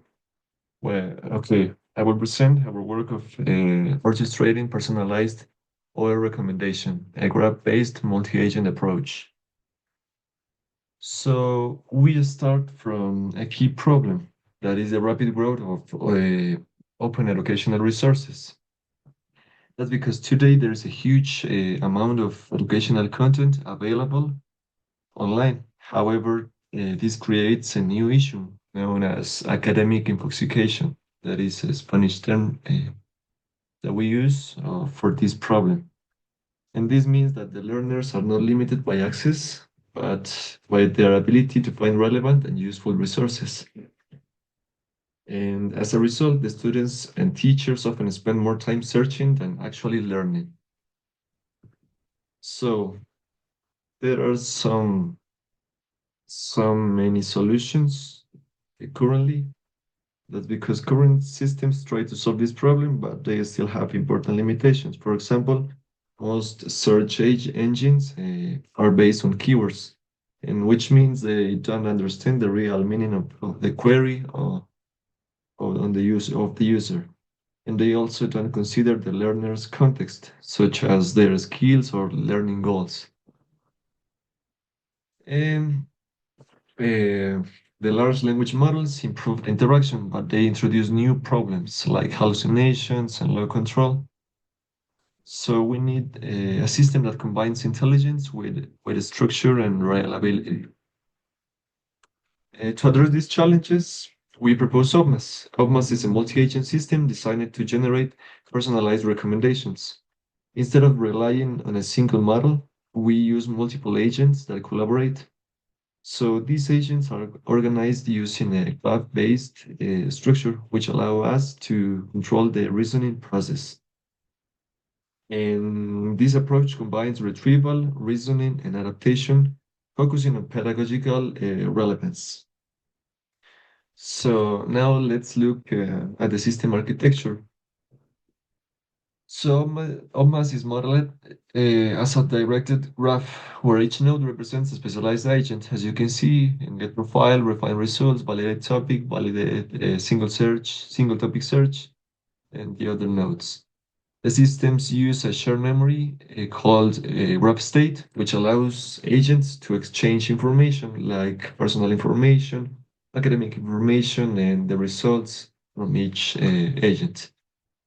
Unlike linear pipelines, this graph enables dynamic and iterative execution. So this means that the systems can revisit the steps and improve results when needed. So in terms of implementation, OPMAS has a different agents. Each agent in the system has a specific role. For example, we have the router agent that identifies the type of user request. The query agent refines the query and maps it to relevant competencies. Next, the search agent retrieves resources using hybrid techniques. And finally, adaptation agent transforms the content to match the user's level and needs. So this workflow is iterative, meaning that it can improve the output through multiple cycles. Well, the technology that we use to create this project is we use Python and Fast API for the backend and the communication. We use LangGraph framework to orchestrate the agents and create the workflow. And we integrate Gemini 2.5 Flash as a language model. This LLM is the core of each specialized agent. And finally, we use MongoDB and Supabase for data storage and vector search. So this technology allows scalability and efficient data processing. Well, the user interaction flow. The user first, the user submits a query through an API. Then the request is processed sequentially by different agents, as you can see in the image. There are all the agents. The orchestrator is the main agent, is the most important agent because he interacts with the user. And during the process, the user context and competencies are considered, and finally, the system generates personalized recommendations. So now let's look some results from this project. As shown in the table, the system achieved an 89% of success rate. Also, the semantic precision reached 0.77, indicating a good relevance of retrieved resources. Also, the average latency was 96 seconds It reflects the complexity of the reasoning process. That's because the search agent make a very complexity retrieval process. So the time is huge. And finally, the resource quality score was 7.12 out of 10. And for the resource quality, we use an automated OR rubric based on LORI. LORI is Learning Object Review Instrument that was implemented using an independent evaluator, LLM, to score each recommended resource across 4 dimensions, and the results of all the resources was 7.12 out of 10. So these results show that the system provides high quality recommendations, also with a higher response time. In conclusion, OMAS demonstrates that a multi-agent architecture can improve educational recommendations. Also, the gravity-based design allows a structured and controlled reasoning. And the system also aligns recommendation with competency frameworks such as digital competencies and EQF. But however, there is a challenge, there is a problem between latency and quality that must be considered. For future work, we plan to extend the system in several directions. First of all, we want to support multimodal resources such as videos and audio and images. That's because right now we're working only with plain text and websites. So we want to support these kind of formats. Second, we aim to integrate the system with learning platforms like Moodle of Canvas that are the most used on educational institutions. Also, we plan to reduce latency through optimization techniques. And finally, we want to evaluate the real impact of the system on student learning because we have a minimum viable product. So it could be important to evaluate the impact of this system with real students. And that's all. Thank you so much. Thank you. So I have a couple of questions. The first is, what is the rationale behind or the motivation for this project? The motivation for this project? Yeah. Well, this project, as I mentioned, it's based from the problem that we can see right now in some educational institutions like universities, high school, and it's the huge amount of educational content that it's online. We have a lot of resources.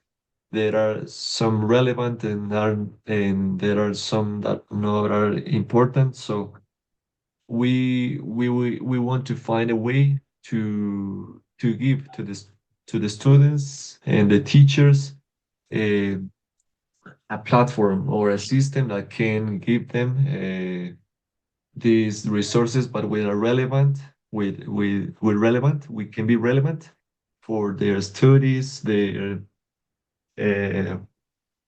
their signature subjects, and then all of them.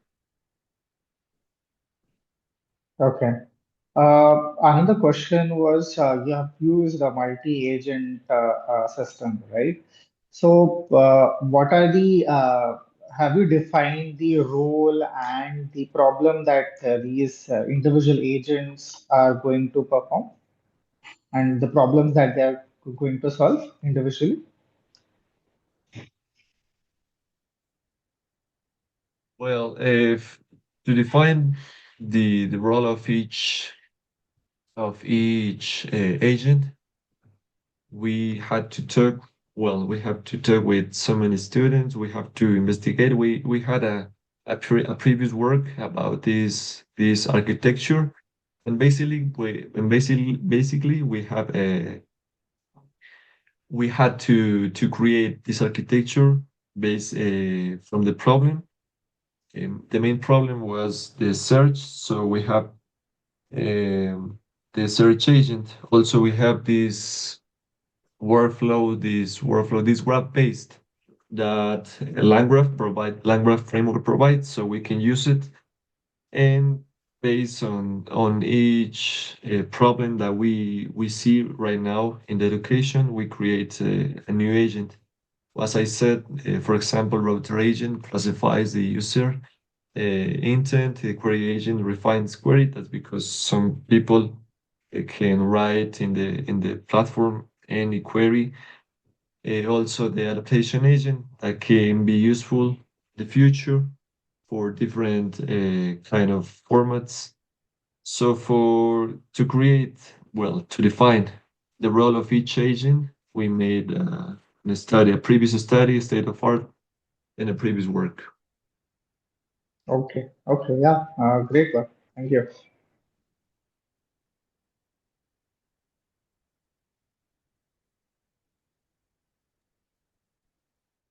Thank you for your presentation, Pablo.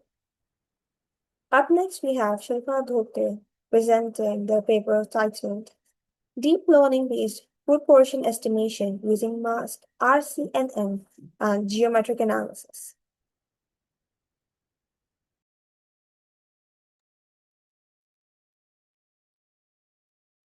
Ma'am, kindly allow me to share the screen. I'm not able to share.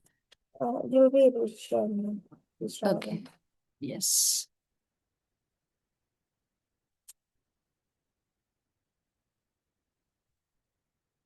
I think, am I able to share? Can you see the screen? Yes. Okay, fine. Just 1 minute. So, good morning, all. I'm Shilpa Dhopte. I just here to present the paper of deep learning based food portion estimation using mass RCNN and geometric analysis.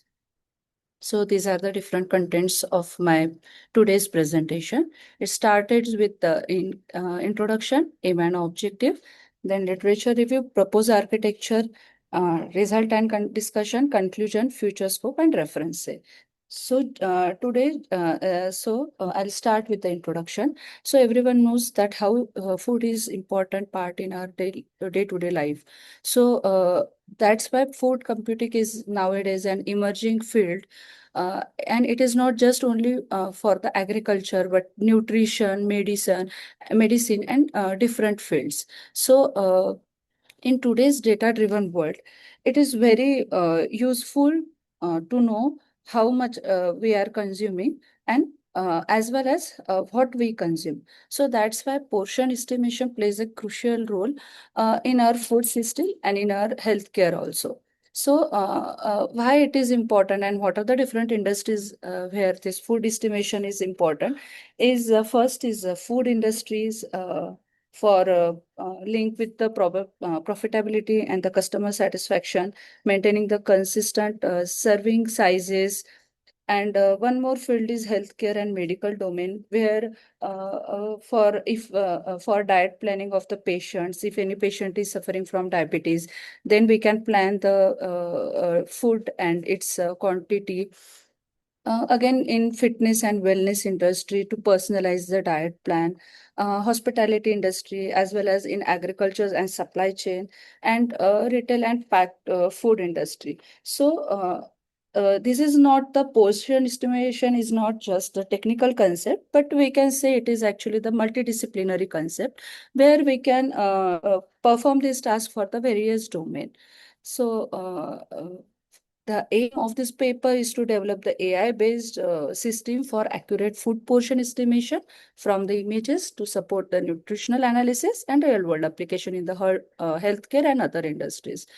So there are main three objectives, and there are many more scope for this paper. So later we will discuss.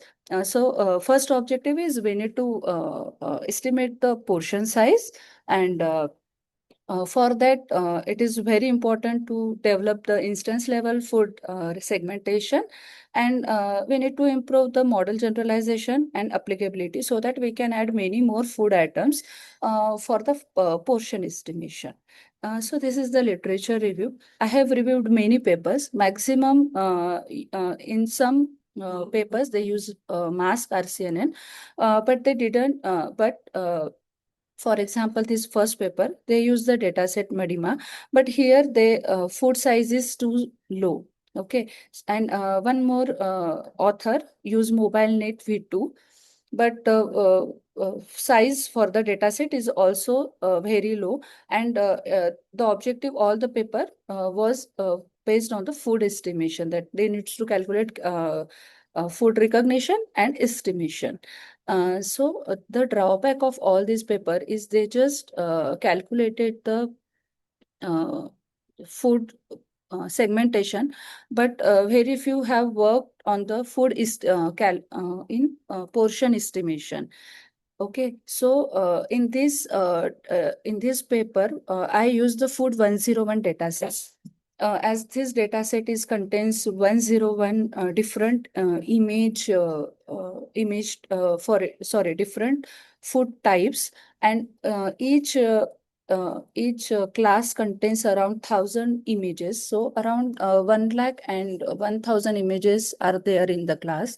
And for this research paper, I have used food 101 with 75:25 ratio for training and testing purpose. Okay, so high portion estimation, as I already told, that portion estimation is important for the calorie estimation. So it is very important to find the portion of the particular food in the particular image.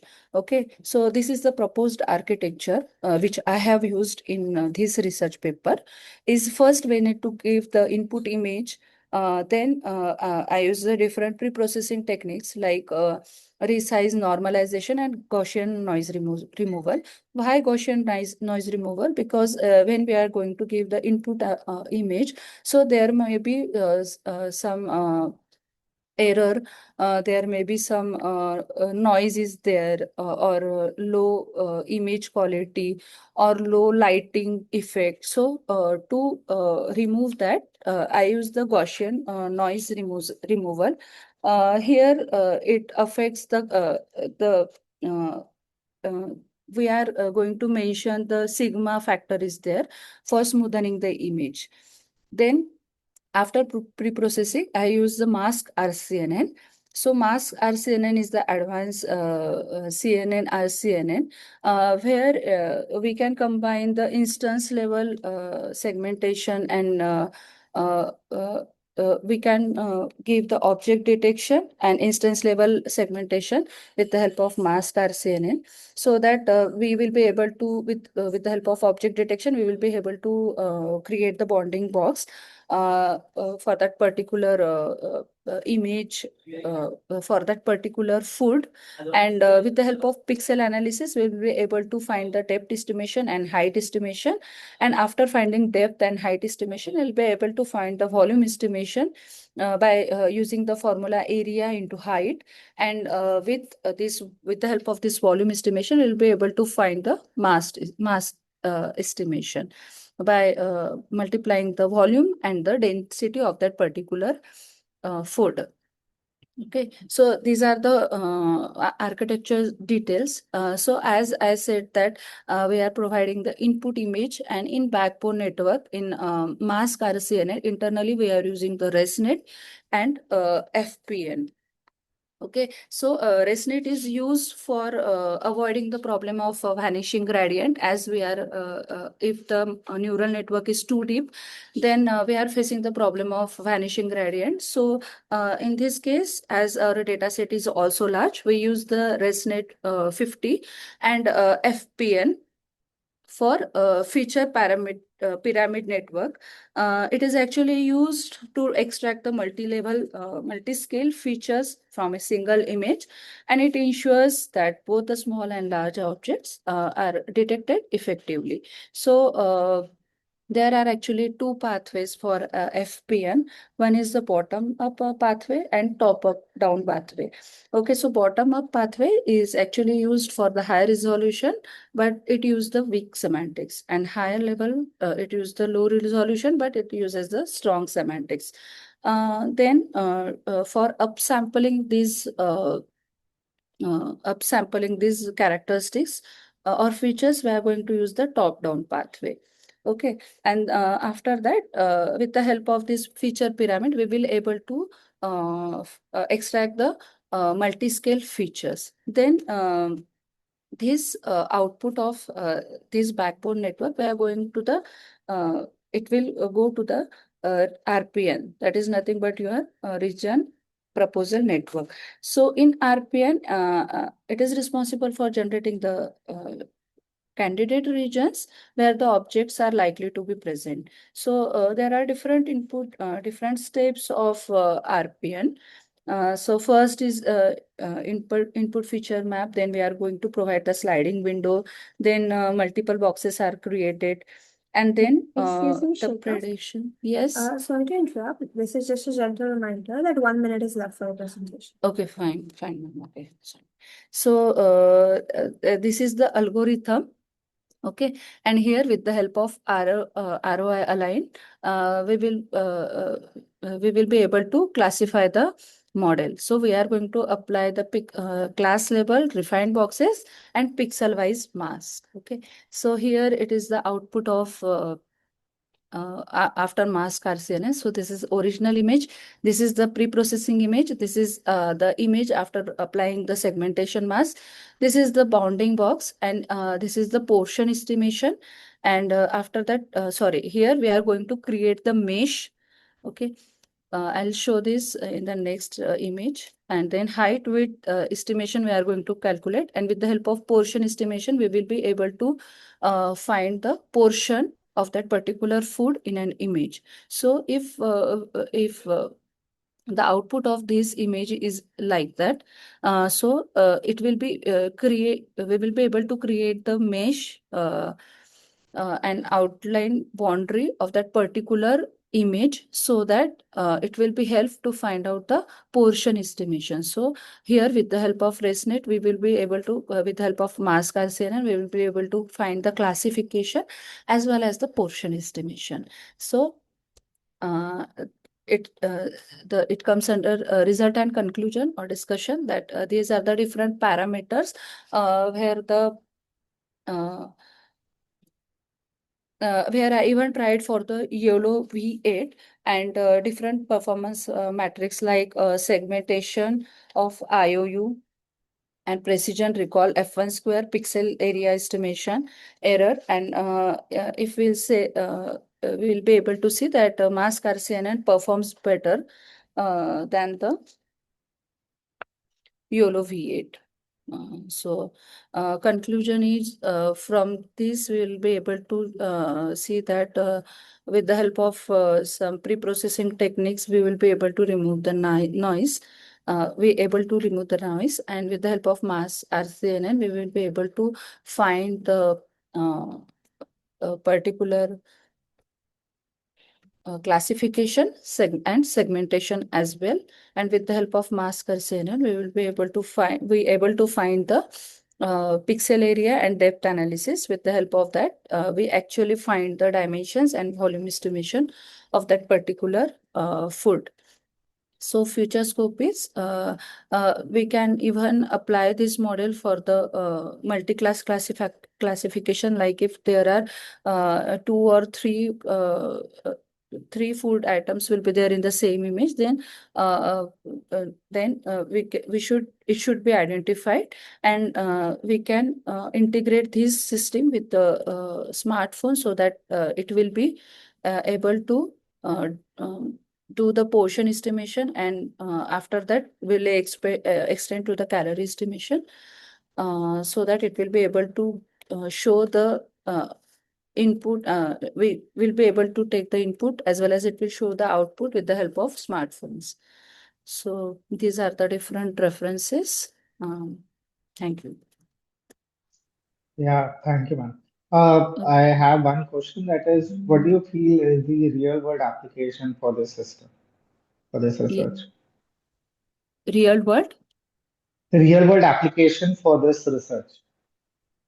Yes, sir, we can actually extend this work to the real world application. There are actually many more applications, or just some applications are already there, but that will not be able to give all the type of food. So even I have tried some other algorithms also. If we wanted to apply the mobile, if we wanted to use the same mechanism on the mobile, so this architecture is somewhat heavy. So we are planning to use some lightweight system so that we can integrate this algorithm with that. Okay. Yeah, yeah. Thank you. Okay, thank you, sir. Thank you, Shilpa, for that presentation.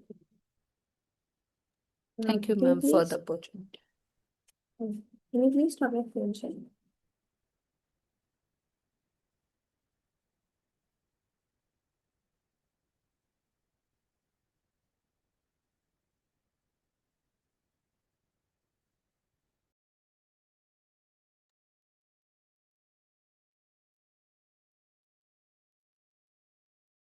You can go back to your Zoom wala app, and from there you can stop the screen sharing.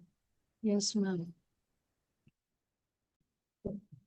So, that were all the presentations for today.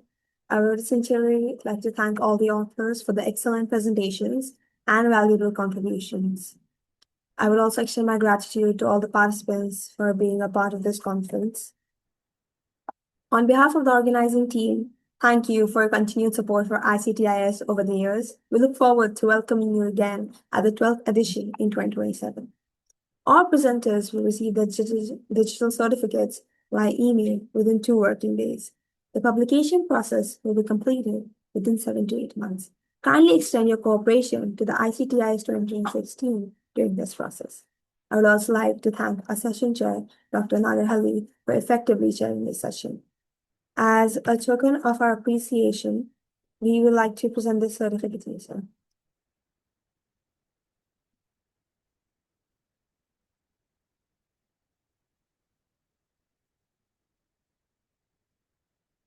Sir, would you like to give me closing remarks? Yeah, it was highly enriching to hear from all the new researchers, and very valuable contribution and research work that has been presented today. I urge everyone to continue with the research and keep innovating. So once again, all the best to everyone and congratulations as well. Thank you for encouraging words, sir. I request everyone to please turn on their camera so that we can have a full snapshot of the session.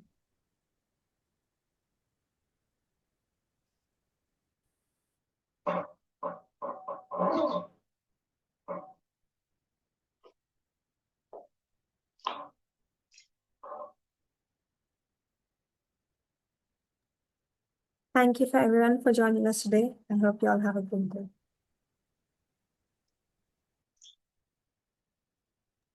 Thank you. Bye. Thank you.